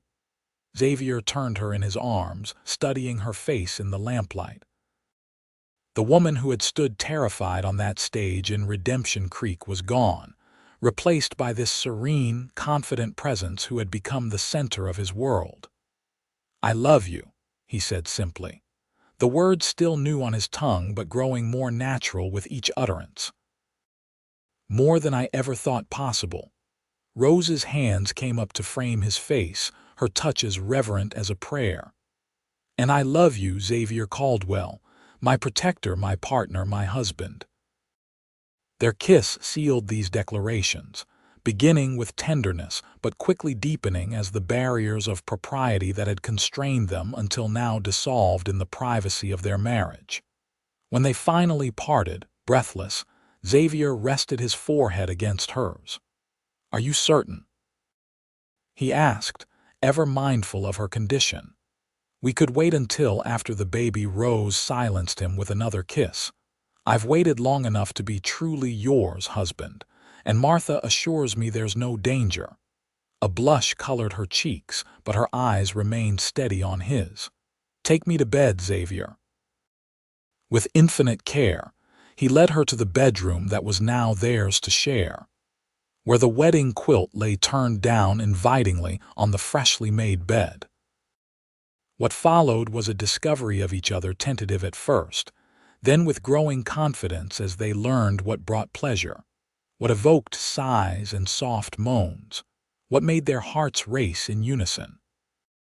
Xavier worshipped Rose's body with gentle hands and reverent lips, marveling at the changes pregnancy had wrought, finding beauty in the roundness of her belly, the fullness of her breasts. And Rose explored him with equal wonder, tracing the scars that told the story of his past, not just the recent wound from Blackwood's bullet, but older marks from the war, from the hard work of building a life in this untamed land.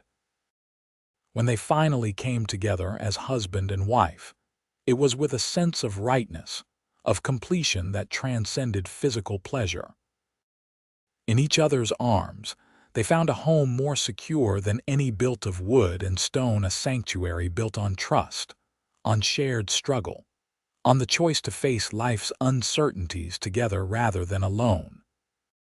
Afterward, as they lay entwined beneath the wedding quilt, Rose's head pillowed on Xavier's shoulder, his hand resting protectively over the child they would soon welcome. The future stretched before them, bright with promise, rich with possibility. "What shall we name the baby?" Xavier asked, his voice soft in the darkness. Rose smiled against his skin. "If it's a boy, I thought perhaps Samuel, after the friend who helped save us." Xavier nodded, touched by the suggestion. "And if it's a girl?" Rose was quiet for a moment, considering. "Hope," she said finally. "Because that's what she'll represent, the hope that carried us through our darkest moments, the hope that brought us together." "Hope Caldwell." Xavier tested the name, finding it perfect. "It's beautiful." As they drifted toward sleep, wrapped in each other's warmth, the dangers they had faced seemed distant, not forgotten, but transformed into the foundation of a strength they might never have discovered otherwise. The woman who had been put on the stage in fear had found courage she never knew she possessed. And the cowboy who had called out that she would stand beside him had found, in that impulsive act of decency, the beginning of a love that would sustain him for all the days to come. 3 weeks later, as the first light of dawn painted the eastern sky, Hope Margaret Caldwell entered the world with a lusty cry that announced her arrival to all within hearing distance. Martha's skilled hands guided her passage, while Mrs. Holloway provided encouragement and support to the laboring mother. Xavier, who had refused to be banished from the room despite tradition, held Rose's hand throughout her travail, his face reflecting every contraction, every push, every moment of pain and determination. When Martha finally placed the squalling infant on Rose's chest, both parents were rendered speechless by the miracle before them, the perfect tiny fingers, the shock of dark hair that promised to be as copper-hued as her mother's, the fierce grip with which she clutched Xavier's offered finger. "She's beautiful," Xavier whispered, his voice rough with emotion. "Like her mother." Rose looked up at him, exhausted but radiant. "She has your eyes, I think, that same shade of blue." Mrs. Holloway, wiping tears from her weathered cheeks, pronounced the baby a perfect blend of both, which is as it should be, before shooing everyone but Rose and the baby from the room to allow the new mother to rest. In the days that followed, Xavier discovered capacities within himself he had never suspected: a patience for walking the floor with a fussing infant at 3 in the morning, a willingness to change soiled diapers without complaint, a fierce protectiveness that made him check and recheck the locks on doors and windows before he could sleep. Rose watched him with their daughter and fell in love all over again with the gentleness of his large hands as they cradled Hope's tiny form, with the soft murmurs of reassurance he offered when the baby cried, with the pride that straightened his shoulders when visitors came to admire the newest addition to the Caldwell ranch. And visitors there were. Samuel and his wife brought gifts from the Apache community, a cradle board beautifully decorated with symbols of protection and strength, soft deerskin moccasins that Hope would not wear for many months yet. Neighbors from surrounding ranches arrived with practical offerings and good wishes, curious about the woman who had tamed the solitary Xavier Caldwell and the child who had completed their unexpected family. Even Hank Miller and his son Ethan came, somewhat awkwardly bearing a hand-carved wooden horse that Ethan had made himself. Their visit offered Xavier the opportunity to thank them for the warning that had allowed him to evacuate Rose before Blackwood's attack on the ranch, a gesture that went a long way toward mending the strain caused by Hank's unwitting role in leading the outlaws to them. As spring gave way to summer, life at the Caldwell Ranch settled into new rhythms centered around Hope's needs and growth.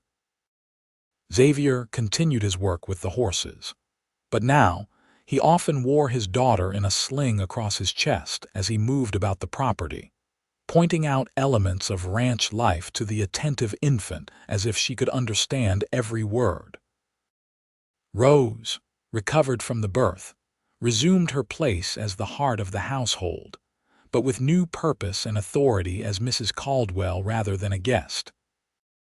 Under her guidance, the ranch house became truly a home, curtains at the windows softening the harsh sunlight, a garden blooming behind the kitchen providing fresh vegetables and herbs, laughter and conversation replacing the solitary silence that had once defined Xavier's existence. One evening, as summer's heat began to wane into the gentler warmth of early autumn, Rose found Xavier on the porch, Hope sleeping against his shoulder as he gazed out at the sunset painting the distant mountains in shades of purple and gold. "A penny for your thoughts," she said softly, settling beside him on the bench he had built during her pregnancy, wide enough for two, with a gentle sway that soothed both adult nerves and infant fussiness. Xavier smiled, the expression now coming more naturally to him than it once had. "I was thinking about the day we met, about how close I came to not being in Redemption Creek that afternoon." Rose raised an eyebrow. "Oh, I almost sent one of the ranch hands to town for supplies that day," he explained. "Had a new colt I was working with, didn't want to leave him. Changed my mind at the last minute." Rose contemplated this revelation, this glimpse of how differently their lives might have unfolded if not for that small decision. "Do you believe in fate, Xavier? That some things are meant to be?" He considered the question with characteristic thoughtfulness. "I don't know about fate, but I do believe there's a purpose to the paths we walk, even when they lead through dark places." His free hand found hers, fingers intertwining with familiar comfort. "And I believe that finding you was the purpose of mine." Hope stirred against his shoulder, making the small snuffling sounds that preceded waking. Rose reached for her, the transfer from father to mother accomplished with the practiced ease they had developed over the past months. As Rose settled the baby to nurse, Xavier watched them, his wife and daughter illuminated by the golden light of sunset, the two treasures he had never sought but could no longer imagine living without. "I received a letter from the territorial marshal today," he said after a moment. "Blackwood and his men have been sentenced. They'll spend the next 20 years in prison." Relief washed over Rose's features. "So it's truly over." "It's over," Xavier confirmed. "And what lies ahead is ours to build together." What lay ahead, though they could not know it then, was a life rich with both challenge and joy. The ranch would prosper under their joint stewardship, becoming known throughout the territory for the quality of its horses.